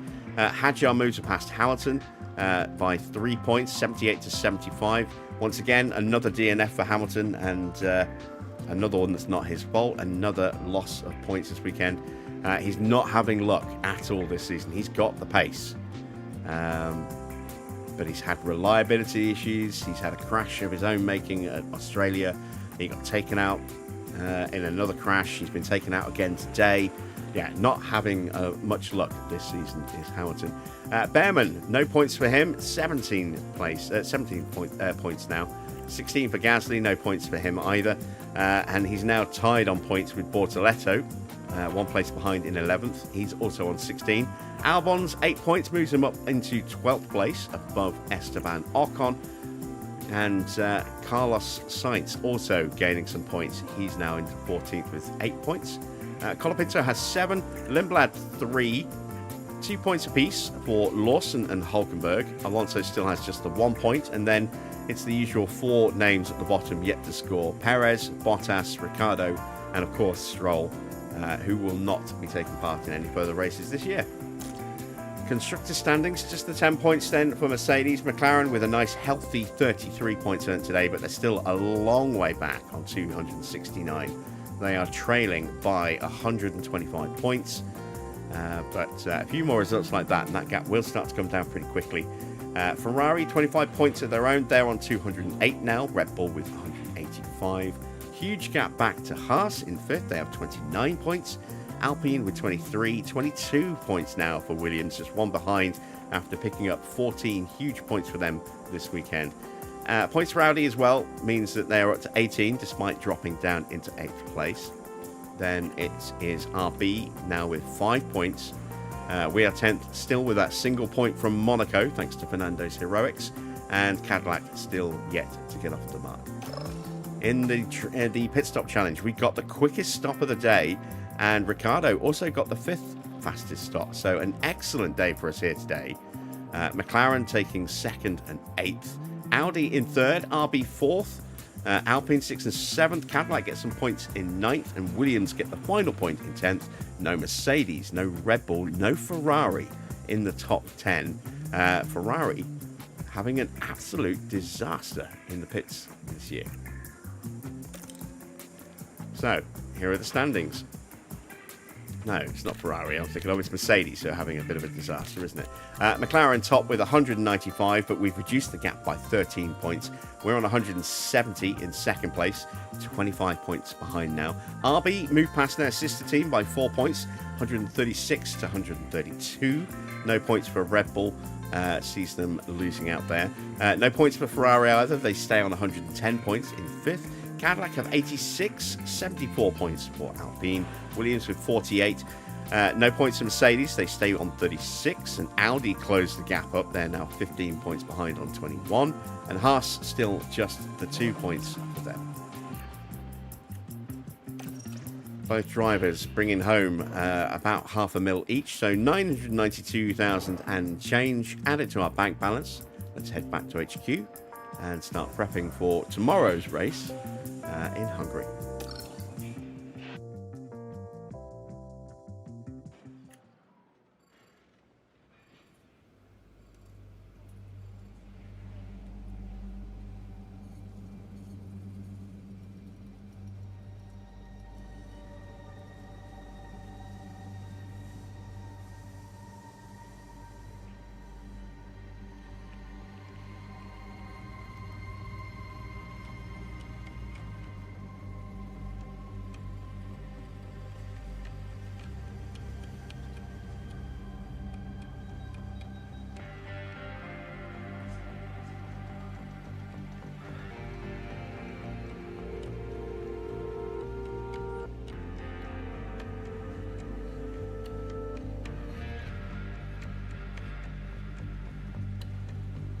Alright, we are back in HQ and we have something purple.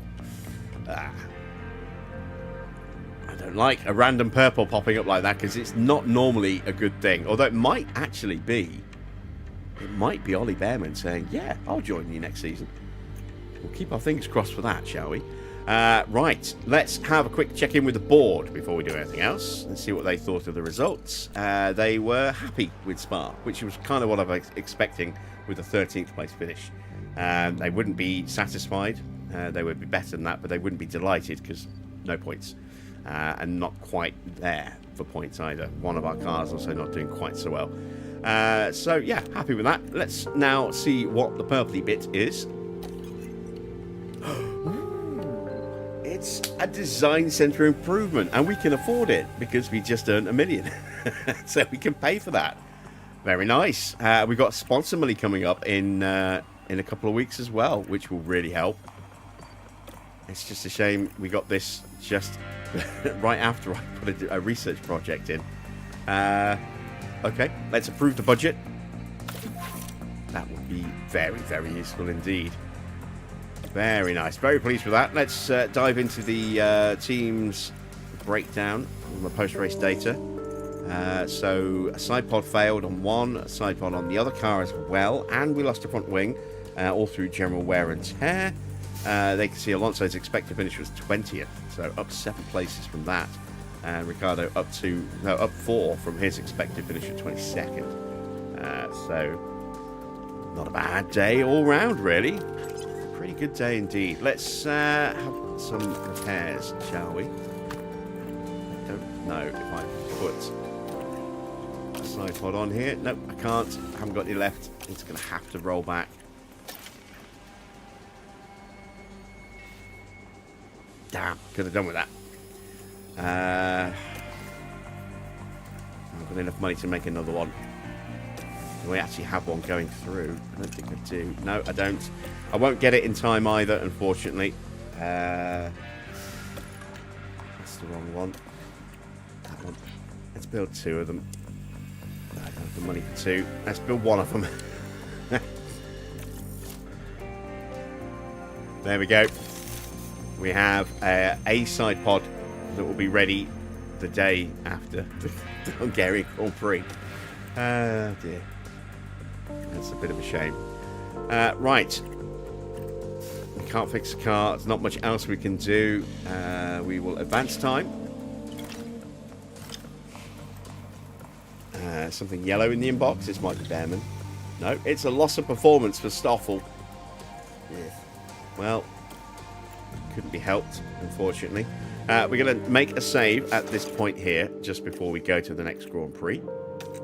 And we're going to import that into the editor. And we're going to have a quick look, see if we've got a turning point due. I don't think we will. Like I said, I think the next likely opportunity for a turning point on the engines will be after Hungary at the mid-season break. But we'll see. Let's open up the TV display. There we go. Let's reload the save.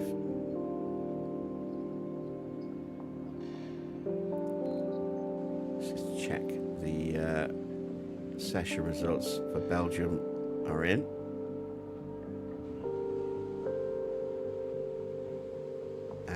go. Yes, they are in. So, yeah, that little edit button there is what was missing on qualifying to not allow us to add in that penalty for blocking, for impeding. So, we want to go to news.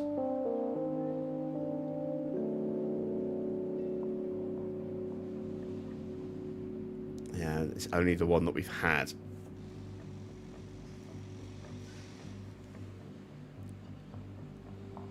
We need to wait now for the next one. It may well be, as I say, after Hungary. We'll find out tomorrow, I suppose. And if it's not then it might be just around the next Grand Prix after that, which... where are we going after this? Where are we going after Hungary? Is it Zandvoort? It is Zandvoort, and that's the sprint weekend. And the last scheduled Zandvoort Grand Prix for a while as well. Final year on the calendar this year. Monza after that, then Baku, Singapore, Austin, Mexico, Brazil, Qatar, and Abu Dhabi. So, that seems like a good place for us to end tonight. As I say, a pretty decent race for us in the end, all things considered. I was really expecting us to get absolutely obliterated today. And for a while it looked like that was going to happen, but making some early pit stops to try and get an undercut in certainly helped us get into some free air. Putting that extra pressure on Perez with Ricciardo and Alonso to break free, and that in the end allowed him to actually put the pace in to get him all the way up into 13th at the end. So that has worked out relatively well for us. Still need more performance. We won't have our new front wing for Hungary, but we will have it for Zandvoort. That should hopefully give us a nice bit of extra downforce. And then we've got ourselves a new design centre improvement, which we will look to capitalise on as soon as we get our money after Hungary. So hopefully some good times aren't too far around the corner, but we shall see. If you have enjoyed tonight's race and you haven't already done so, give us a thumbs up. It would be much appreciated. And if you haven't yet subscribed, then why not consider hitting that subscribe button as well. We will be back tomorrow, usual time, 8 p.m. Don't forget to click the bell for notifications on those live stream start times and anything else that drops on the channel as well. And until then, that's it from me. Thanks for watching. I am Jim Bob, and I'll be back with more F1 Manager.